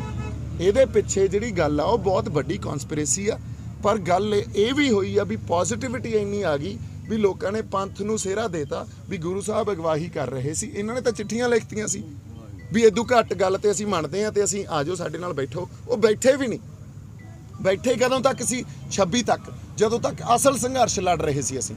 26 ਤੋਂ ਬਾਅਦ ਤਾਂ ਕੋਈ ਸੰਘਰਸ਼ ਵੀ ਨਹੀਂ ਲੜਿਆ ਗਿਆ, ਜਦੋਂ ਸਾਡੇ ਵਿਰੋਧੀ ਪੋਜੀਸ਼ਨਾਂ ਲੈ ਲਈਆਂ। ਅੱਜ ਮਨਦੀਪ ਪੁਨੀਆ ਨੇ ਆ ਕੇ, ਤੁਸੀਂ ਸੁਣੀਆਂ ਇੰਟਰਵਿਊ ਪ੍ਰੋ ਪੰਜਾਬ ਤੇ ਕੀ ਬੋਲ ਕੇ ਗਿਆ ਉਹ ਕਹਿੰਦਾ ਇਹ ਤਾਂ ਸਿਰਫ ਆਪਦੇ ਤੱਕ ਸੀਮਤ ਸੀ। ਇਹਨਾਂ ਨੂੰ ਆਏ ਸੀ ਵੀ ਇੱਥੋਂ ਸਾਡੀ ਲੀਡਰਸ਼ਿਪ ਨਾ ਸਾਡੇ ਹੱਥੋਂ ਖੁੱਸ ਜੇ, ਕਿਉਂਕਿ 26 ਨਵੰਬਰ ਨੂੰ ਜਦੋਂ ਬੈਰੀਕੇਡ ਪੱਟੇ ਆਪਾਂ, ਉਦੋਂ ਲੀਡਰਸ਼ਿਪ ਇੱਕ ਵਾਰੀ ਤਾਂ ਖੁੱਸ ਗਈ ਸੀ। 2 ਦਿਨ ਬਾਅਦ ਲੱਤਾਂ ਘੜੀਸਦੇ ਉੱਥੇ ਆਏ ਇਹ, ਤੇ ਫੇਰ ਵੀ ਸਾਰੇ ਨੌਜਵਾਨਾਂ ਨੇ ਸਟੇਜ ਲਾ ਕੇ ਇਹਨਾਂ ਨੂੰ ਸਟੇਜ ਦੇਤੀ ਵੀ ਨਹੀਂ ਤੁਸੀਂ ਬਜ਼ੁਰਗੋ, ਤੁਸੀਂ ਸਾਂਭੋ ਸਟੇਜ। ਇਹਨਾਂ ਦੇ ਇਹ ਵੀ ਗੱਲ ਸਮਝ ਨਹੀਂ ਆਈ। ਮੇਰਾ ਟਰੈਕਟਰ ਤੇ ਖੜ ਕੇ ਲਾਲ ਕਿਲੇ 'ਚ ਭਾਸ਼ਣ ਸੁਣ ਲਓ ਤੁਸੀਂ, ਉੱਥੇ ਕੀ ਗੱਲ ਕਹੀ ਹੋਈ ਆ ਵੀ ਇਹ ਬਜ਼ੁਰਗ ਸਾਡੇ ਆਗੂ ਆ, ਇਹਨਾਂ ਦੀ ਅਗਵਾਈ 'ਚ ਸੰਘਰਸ਼ ਲੜ ਰਹੇ ਆ, ਇੱਥੇ ਬੈਠੇ ਆ, ਸਾਨੂੰ ਕੋਈ ਲੀਡਰਸ਼ਿਪ ਅਗਲਾ ਕੋਈ ਰਾਹ ਦੇਵੇ। ਜਿਹੜੇ ਕਹਿੰਦੇ ਆ ਵੀ ਦੀਪ ਸਿੱਧੂ ਭੱਜ ਗਿਆ ਨਾ, ਦੀਪ ਸਿੱਧੂ ਉੱਥੇ ਖੜ ਕੇ ਬੋਲਿਆ, ਉਦੋਂ ਬਾਅਦ ਦੀਪ ਸਿੱਧੂ ਉੱਤੇ ਗਿਆ, ਉੱਤੇ ਜਾ ਕੇ ਬੰਦਿਆਂ ਦੀਆਂ ਮਿੰਨਤਾਂ ਕੀਤੀਆਂ, ਸਭ ਕੁਝ ਵੀਡੀਓਜ਼ 'ਚ ਪਿਆ ਵੀ ਬਾਈ ਜੀ ਬਹੁਤ ਮਿਹਰ ਹੋਈ ਆ, ਬੜੀ ਚੜ੍ਹਦੀ ਕਲਾ ਹੋਈ ਆ, ਆ ਜਾਓ ਆਪਾਂ ਹੁਣ ਥੱਲੇ ਬਹਿਣਾ। ਆਪਦੇ ਬੰਦਿਆਂ ਨੂੰ ਲੈ ਕੇ ਆਇਆ ਥੱਲੇ। ਜਿਹੜਾ ਕਹਿੰਦੇ ਆ ਨਾ ਵੀ ਪੁਲਿਸ ਦੀ ਮਦਦ ਕਰ ਰਿਹਾ ਸੀ, ਵਾਕਈ ਉਹ ਮਦਦ ਕਿਵੇਂ ਸੀ ਵੀ ਅਸੀਂ ਸਿਚੁਏਸ਼ਨ ਨੂੰ ਕੰਟਰੋਲ ਤੇ ਡਿਫਿਊਜ਼ ਵੀ ਕਰਨਾ ਹੁੰਦਾ ਵੀ ਇੱਥੇ ਕੋਈ ਗੱਲ ਨਾ ਵਾਪਰ ਜੇ ਕੋਈ ਗੱਲ ਵਾਪਰਦੀ ਹੈ ਤਾਂ ਸਾਡੇ ਤੇ ਹੀ ਆਉਣੀ ਆ ਵੀ ਦੇਖੋ ਇਹ ਬੰਦੇ ਕਿਵੇਂ ਹਿੰਸਕ ਹੋ ਗਏ, ਤੇ ਜਿਹੜੀ ਆਈ ਬਾਅਦ 'ਚ। ਸੋ ਇਹ ਉਦੋਂ ਬਾਅਦ ਆ ਕਿ ਤੂੰ ਮੋਟਰਸਾਈਕਲ ਲੈ ਕੇ ਤੁਰ ਗਿਆ। ਮੋਟਰਸਾਈਕਲ ਲੈ ਕੇ ਨਹੀਂ, ਉਹ ਮੈਂ ਉੱਥੋਂ ਆਇਆ ਮੋਰਚੇ 'ਚ ਆ ਕੇ ਟਰੈਕਟਰ ਤੇ ਬਹਿ ਕੇ ਹਿੰਦੀ 'ਚ ਲਾਈਵ ਕੀਤਾ। ਤੇ ਉਦੋਂ ਤੱਕ ਤਾਂ ਇਹਨਾਂ ਨੇ ਗੱਲ ਐਡੀ ਵੱਡੀ ਮੇਰੇ ਖਿਲਾਫ ਸਿਰਜਤੀ ਵੀ ਇਹ ਤਾਂ ਜੀ ਸੰਘਰਸ਼ ਦਾ ਜਿਹੜਾ ਗਦਾਰ ਆ, ਤੇ ਇਹਦੇ ਕਰਕੇ ਇਹ ਸਾਰਾ ਜਿਹੜਾ ਮਸਲਾ ਹੋਇਆ, ਤੇ ਇਹ ਤਾਂ ਬਹੁਤ ਮਾੜੀ ਗੱਲ ਹੋ ਗਈ। ਤੇ ਉੱਥੇ ਮੌਬ ਲਿੰਚਿੰਗ ਵਾਲੀ ਜਿਹੜੀ ਗੱਲ ਹੁੰਦੀ ਆ ਨਾ, ਉਹ ਹੁੰਦੀ ਆ ਵੀ ਪਲੈਨਡ ਹੋਵੇ ਤੇ ਤੁਸੀਂ ਇੱਕ ਬੰਦੇ ਨੂੰ ਦੋਸ਼ੀ ਬਣਾ ਲਓ ਤੇ ਉਹਦੇ ਤੇ ਮੁੜ ਕੇ ਸਾਰੇ ਚੜ ਜਾਓ। ਉੱਥੇ ਵੀ ਮੈਂ ਲਿਟਰਲੀ ਮੈਂ ਤੁਹਾਨੂੰ ਦੱਸਾਂ, ਜਿਹੜੇ ਬੰਦੇ ਇਕੱਠੇ ਹੋਏ ਸੀ ਉਹਨਾਂ ਨੂੰ ਵੀ ਚੈਲੰਜ ਕਰਕੇ, ਤੇ ਜਿਹੜੇ ਬੰਦੇ ਪਿੱਛੇ ਭੱਜੇ ਸੀ ਉਹਨਾਂ ਨੂੰ ਵੀ ਚੈਲੰਜ ਕਰਕੇ ਗਿਆ ਵੀ ਕੋਈ ਨਹੀਂ, ਕੱਲੇ ਨੂੰ ਤੁਹਾਨੂੰ ਵੀ ਦੇਖਾਂਗੇ। ਤੇ ਦੀਪ ਸਿੱਧੂ ਨਹੀਂ ਕਿਤੇ ਡਰਿਆ ਇਸ ਕਰਕੇ, ਕਿਉਂਕਿ ਸਿਰਫ ਸਿਧਾਂਤ ਤੇ ਖੜੇ ਸੀ ਔਰ ਤਾਕਤ ਗੁਰੂ ਸਾਹਿਬ ਤੋਂ ਲੈਂਦੇ ਸੀ। ਸੋ ਅਦਰਵਾਈਜ਼ ਮੈਂ ਇਹਨਾਂ ਨੂੰ ਚੈਲੰਜ ਕਰਦਾ ਵੀ ਮੈਂ 5 ਬੰਦੇ ਹੀ, ਤੁਸੀਂ ਤਾਂ ਬੰਦੇ 500 ਸੀ ਨਾ, ਮੈਂ 5 ਬੰਦੇ ਰੱਖ ਲੈਣਾ ਆਪਦੇ ਨਾਲ, ਤੇ ਤੁਸੀਂ ਮੇਰੇ ਤੋਂ ਭੱਜ ਕੇ ਦਿਖਾ ਦਿਓ, ਨਿਕਲ ਕੇ ਦਿਖਾ ਦਿਓ। ਚੈਲੰਜ ਕਰਦਾ ਮੈਂ ਇਸ ਗੱਲ ਦਾ। ਨਹੀਂ, ਦੂਜੀ ਗੱਲ ਆਪਾਂ ਇੱਕ ਹੋਰ ਜਿਹੜੀ ਇਹ ਲੈ ਕੇ ਆਉਂਦੇ ਆ ਨਾ ਵੀ ਮੋਰਚਾ ਹੁਣ ਲਾ ਲਓ ਅਸੀਂ ਇਹ, ਮੈਂ ਇਹਨਾਂ ਨੂੰ ਚੈਲੰਜ ਕਰਦਾ, ਆ ਜਿਹੜੀ ਕਾਂਗਿਆਰੀ ਜੀ ਆ, ਠੀਕ ਹੈ, ਜਿਹੜੇ ਕਾਮਰੇਡੀ ਲਾਣਾ ਵੀ ਇੱਕ ਪਾਸੇ ਮੋਰਚਾ ਅਸੀਂ ਲਾ ਲੈਂਦੇ ਆ ਤੇ ਇੱਕ ਪਾਸੇ ਤੁਸੀਂ ਲਾ ਲਓ, ਫਿਰ ਵੇਖਦੇ ਆ ਕਿਹਦੇ ਤਿਲਾਂ 'ਚ ਕਿੰਨਾ ਕੁ ਤੇਲ ਆ। ਬੋਲੇ ਸੋ ਨਿਹਾਲ। ਸੋ ਤੁਸੀਂ ਸਾਨੂੰ ਮੋਰਚੇ ਲਾਉਣੇ, ਸੰਘਰਸ਼ ਕਰਨੇ ਨਾ ਸਿਖਾਓ। ਤੁਸੀਂ ਲੱਭੋ ਹੁਣ ਨਵਾਂ ਕਿਹੜਾ ਸੁਮੇਧ ਸੈਣੀ ਤੁਹਾਡਾ ਜਾਂ ਕਿਹੜਾ KPS ਗਿੱਲ ਆ। ਸਾਨੂੰ ਕਿਸੇ ਦੀ ਲੋੜ ਨਹੀਂ, ਨਾ ਅਸੀਂ ਕਿਸੇ ਤੋਂ ਹਥਿਆਰ ਲੈ ਕੇ ਸੰਘਰਸ਼ ਲੜਦੇ ਆ, ਉਹਦਾ ਤੁਸੀਂ ਲੈਂਦੇ ਹੋ। ਤੁਸੀਂ ਸਾਨੂੰ ਨਾ ਸਿਖਾਓ ਵੀ ਕਿਹੜੇ ਅਸੀਂ ਮੁੱਦੇ ਤੇ ਮੋਰਚਾ ਲਾਈਏ ਜਾਂ ਕਿਹੜੇ ਮੁੱਦੇ ਤੇ ਅਸੀਂ ਸੰਘਰਸ਼ ਕਰੀਏ। ਸੋ ਇਹ ਗੱਲਾਂ ਤਾਂ ਹੁਣ ਨਿੱਤਰਨਗੀਆਂ। ਇਹ ਬੜਾ ਵੱਡਾ ਇਹ ਗੱਲ ਹੁਣ ਅਸਲ ਉੱਥੇ ਆ ਗਈ ਹੈ ਨਾ ਜਿੱਥੇ ਸਵਾਲ ਅਸੀਂ ਕਰ ਸਕਦੇ ਹਾਂ ਇਹਨਾਂ ਨੂੰ ਵੀ ਦੱਸੋ ਤੁਸੀਂ ਕੀਤਾ ਕੀ ਆ ਸਾਡੇ ਲਈ। ਲਾਸਟ ਸਵਾਲ ਹੈ ਜੀ, ਤੁਸੀਂ ਵੀ ਬਿਆਨ ਸੁਣਿਆ ਨਾ ਮੁੱਖ ਮੰਤਰੀ ਪੰਜਾਬ ਦਾ ਕੱਲ੍ਹ, ਉਹਨਾਂ ਨੇ ਕਿਹਾ ਕਿ ਅਸੀਂ ਨਸ਼ੇ ਦੇ ਤਸਕਰਾਂ ਨੂੰ ਹੱਥ ਪਾ ਲਿਆ ਤੇ ਜਲਦੀ ਜਿਹੜੇ ਬੇਅਦਬੀ ਦੇ ਦੋਸ਼ੀ ਉਹ ਸਖਤ ਪਿੱਛੇ ਹੋਣਗੇ। ਬਾਈ ਜੀ 5 ਸਾਲ ਉਹਨਾਂ ਨੇ ਵੀ ਸਰਕਾਰ ਬਣਾ ਲਈ ਹੈ ਨਾ, ਚੋਣਾਂ ਦੇ ਕੋਲੇ ਆ ਕੇ ਇਹ ਸਾਰੀਆਂ ਕਾਰਵਾਈਆਂ ਕਰਦੇ ਆ। ਤੁਹਾਡੇ ਸਾਹਮਣੇ ਆ ਇਹ ਜਦੋਂ ਤੱਕ ਆ ਚੁਣਾਵੀ ਮਾਹੌਲ ਜਾਂ ਭਖਿਆ ਤੇ ਇਹਨਾਂ ਦੀਆਂ ਭਰਮਾਉਣ ਵਾਲੀਆਂ ਜਿਹੜੀਆਂ ਸਾਰੀਆਂ ਗੱਲਾਂ ਉਹ ਤੁਰੀਆਂ ਫਿਰਦੀਆਂ ਰਹਿੰਦੀਆਂ ਇੱਥੇ। ਸੋ ਇਹਨਾਂ ਦਾ ਸਿਰਫ ਮਕਸਦ ਇੱਕ ਆ, ਤੁਸੀਂ ਇਹ ਵੇਖੋ ਮਕਸਦ ਕੀ ਆ ਵੀ ਕਿਵੇਂ ਨਾ ਕਿਵੇਂ ਹੁਣ ਕਰਕੇ ਆਪਦੀ ਇੱਕ ਲੰਗੜੀ ਫੌਜਦਾਰੀ ਵਾਲੀ ਸਰਕਾਰ ਬਣਾ ਲਈਏ। ਇਹਦੇ ਉੱਤੇ ਕੋਈ ਮਕਸਦ ਹੀ ਨਹੀਂ। ਇਹ ਤਾਂ ਸਾਨੂੰ ਸਾਰਿਆਂ ਨੂੰ ਨੰਗੇ ਚਿੱਟੇ ਰੂਪ 'ਚ ਹੀ ਸਮਝਾ। ਫਿਰ ਅਸੀਂ ਉਹਨਾਂ ਦੇ ਬਿਆਨਾਂ ਨੂੰ ਕ੍ਰਿਟੀਕਲੀ ਨਹੀਂ ਦੇਖਦੇ। ਉਹ ਅਸੀਂ ਸਾਡੇ ਬਹੁਤ ਲੋਕ ਇਸ ਜਿਹੜਾ ਸਾਨੂੰ ਭਰਮਾਉਂਦੇ ਆ ਨਾ, ਇਹ ਤਾਂ ਦੇਖੋ ਜਿਹੜਾ ਜ਼ਿਆਦਾ ਭਰਮਾ ਗਿਆ ਉਹ ਉਹਨਾਂ ਵੱਧ ਸਕਸੈਸਫੁਲ ਆ। ਚੋਣਾਂ ਦਾ ਤਾਂ ਇਹ ਜਿਹੜਾ ਸਟਰਕਚਰ ਬਣਿਆ ਹੋਇਆ ਇੱਥੇ ਵੀ ਜਿੰਨਾ ਤੁਹਾਨੂੰ ਵਰਗਲਾ ਲੈਣਗੇ ਉਨੀ ਉਹ ਸਕਸੈਸ ਲੈ ਜਾਣਗੇ। ਸੋ ਜਿਹੜੀ ਪਾਰਟੀ ਜ਼ਿਆਦਾ ਵਰਗਲਾ ਗਈ ਉਹ ਸਰਕਾਰ ਬਣਾ ਜੂਗੀ। ਬਸ ਇਹ ਫਿਰ ਤੁਸੀਂ ਦੇਖੀ ਜਾਓ ਹੁਣ ਹੁੰਦਾ ਕੀ ਹੈ। ਸਰ ਤੁਹਾਡੇ ਤੋਂ ਪਹਿਲਾਂ ਇੱਥੇ ਕੁਵਰ ਵਿਜੇ ਪ੍ਰਤਾਪ ਵੀ ਆ ਕੇ ਗਏ ਨੇ, ਉਹ ਕਹਿੰਦੇ ਵੀ ਸਾਡੀ ਪਾਰਟੀ ਆਉਣ ਦੇ ਅਸੀਂ ਪਹਿਲ ਦੇ ਆਧਾਰ ਤੇ ਇਨਸਾਫ ਦਵਾਵਾਂਗੇ। ਦੇਖੋ ਗੱਲ ਇਹੀ ਹੈ ਨਾ, ਤੁਸੀਂ ਇਨਸਾਫ ਕਿਹੜੇ ਸਟਰਕਚਰ ਤੋਂ ਦਵਾਓਗੇ? ਪ੍ਰੋਬਲਮ ਤਾਂ ਇੱਥੇ ਹੀ ਆ ਵੀ ਤੁਸੀਂ ਸਾਰੇ ਕਹਿ ਰਹੇ ਹੋ ਪਿਛਲੀ ਵਾਰੀ ਕੈਪਟਨ ਸਾਹਿਬ ਨੇ ਗੁਟਕਾ ਸਾਹਿਬ ਹੱਥ 'ਚ ਫੜ ਕੇ ਸਹੁੰ ਖਾਧੀ ਸੀ ਵੀ ਅਸੀਂ ਇਨਸਾਫ ਦਵਾਵਾਂਗੇ। ਅੱਜ ਉਹ ਸਰਕਾਰ ਜਿਨ੍ਹਾਂ ਨੂੰ ਅਸੀਂ ਪੰਥਕ ਮੰਨਦੇ ਆ, ਜਦੋਂ ਇਹ ਸਾਰੀਆਂ ਘਟਨਾਵਾਂ ਹੋਈਆਂ ਉਦੋਂ ਉਹ ਕਹਿੰਦੇ ਰਹੇ ਅਸੀਂ ਤਾਂ ਦੇਖੋ ਜੀ CBI ਜਾਂਚ ਵੀ ਕਰਾਈ, ਅਸੀਂ ਆਪ ਵੀ ਕਰਾਈ ਹੈ ਨਾ, ਤਾਂ ਵੀ ਕੋਈ ਇਨਸਾਫ ਨਹੀਂ। ਵੀ ਕਿਹੜੇ ਸਟਰਕਚਰ ਤੋਂ ਤੁਸੀਂ ਇਨਸਾਫ ਦਿਵਾਓਗੇ?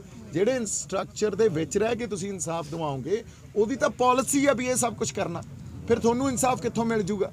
ਸੋ ਤੁਸੀਂ ਜਦੋਂ ਤੱਕ ਬਿਮਾਰੀ ਦੀ ਜੜ ਤੱਕ ਜਾ ਕੇ ਉਹਨੂੰ ਸੰਬੋਧਨ ਨਹੀਂ ਕਰਦੇ, ਐਡਰੈਸ ਨਹੀਂ ਕਰਦੇ, ਉਦੋਂ ਤੱਕ ਇਹ ਸਾਰੀਆਂ ਸਟੇਟਮੈਂਟਸ ਇੱਕ ਛਲਾਵਾ ਜਿਹਾ ਹੀ ਆ and there is no truth in it.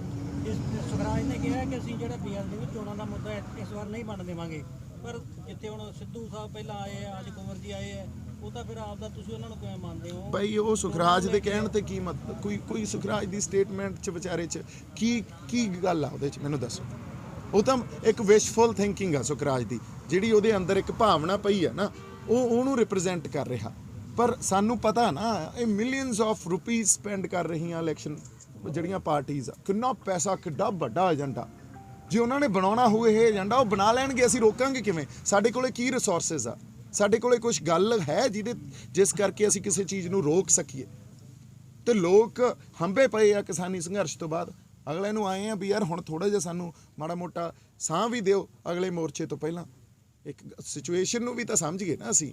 So situation ਜਿਹੜੀ ਆ ਉਹ ਬੜੀ ਅਨੁਕੂਲ ਨਹੀਂ ਆ, ਇਸ ਲਈ ਇਹ ਪਰ ਸੰਘਰਸ਼ ਹੁੰਦੇ ਵੀ ਅਨੁਕੂਲ ਸਿਚੁਏਸ਼ਨ ਦੇ ਉਲਟੀ ਆ। ਤੁਹਾਡਾ ਕਹਿਣ ਦਾ ਭਾਵ ਇਹ ਹੈ ਜੇ ਕੋਈ ਸਿਆਸੀ ਲੀਡਰ ਇੱਥੇ ਆਉਂਦਾ ਹੈ ਉਹਦੇ ਵਿੱਚ ਦਰਦ ਨਹੀਂਗਾ, ਰਾਜਨੀਤੀ ਸੋਚ ਲੈ ਕੇ ਆਉਂਦਾ। ਦੇਖੋ ਦਰਦ ਉਹਨਾਂ ਨੂੰ ਆਪਾਂ ਦਰਕਿਨਾਰ ਨਹੀਂ ਕਰਦੇ, ਦਰਦ ਹੋਵੇ ਵੀ, ਪਰ ਜਦੋਂ ਤੱਕ ਉਹ ਇਸ ਗੱਲ ਨੂੰ ਐਕਨੋਲੇਜ ਨਹੀਂ ਕਰਨਗੇ ਵੀ ਇਹ ਇਨਸਾਫ ਉਦੋਂ ਮਿਲੂ ਜਦੋਂ ਸਟਰਕਚਰ ਨੂੰ ਚੈਲੰਜ ਕਰਕੇ ਤੇ ਅਸੀਂ ਹਿੱਕ ਡਾ ਕੇ ਦਿੱਲੀ ਦੇ ਸਿਸਟਮ ਦੇ ਸਾਹਮਣੇ ਖੜੇ ਹੋਵਾਂਗੇ ਵੀ ਆਹ ਪੰਜਾਬ ਸਾਰਾ ਇਸ ਜਿਹੜੇ ਤੁਹਾਡੀਆਂ ਪਾਲਿਸੀ ਆ ਇਹਦੇ ਉਲਟ ਖੜ ਗਿਆ। ਜਿਵੇਂ ਮੈਂ ਪਹਿਲਾਂ ਗੱਲ ਕਹੀ ਵੀ ਸਾਰੀਆਂ ਪੋਲੀਟੀਕਲ ਪਾਰਟੀਆਂ ਨੂੰ ਹੁਣ ਪੰਜਾਬ ਦੇ ਹਿੱਤ 'ਚ ਖੜਨਾ ਚਾਹੀਦਾ, ਤੇ ਜਦੋਂ ਤੱਕ ਤੁਸੀਂ ਸਾਨੂੰ ਆਪਦੀ ਹੋਣੀ ਘੜਨ ਦੇ ਅਧਿਕਾਰ ਨਹੀਂ ਦਿੰਦੇ ਉਦੋਂ ਤੱਕ ਇਹ ਇਨਸਾਫ ਸਾਨੂੰ ਮਿਲਣਾ ਨਹੀਂ, ਕਿਉਂਕਿ ਤੁਸੀਂ ਤਾਂ ਆਪਦੀ ਪਾਲਿਸੀ ਦੇ ਆਧਾਰ ਤੇ ਇਸ ਗੱਲ ਨੂੰ ਨਜਿੱਠਦੇ ਹੋ।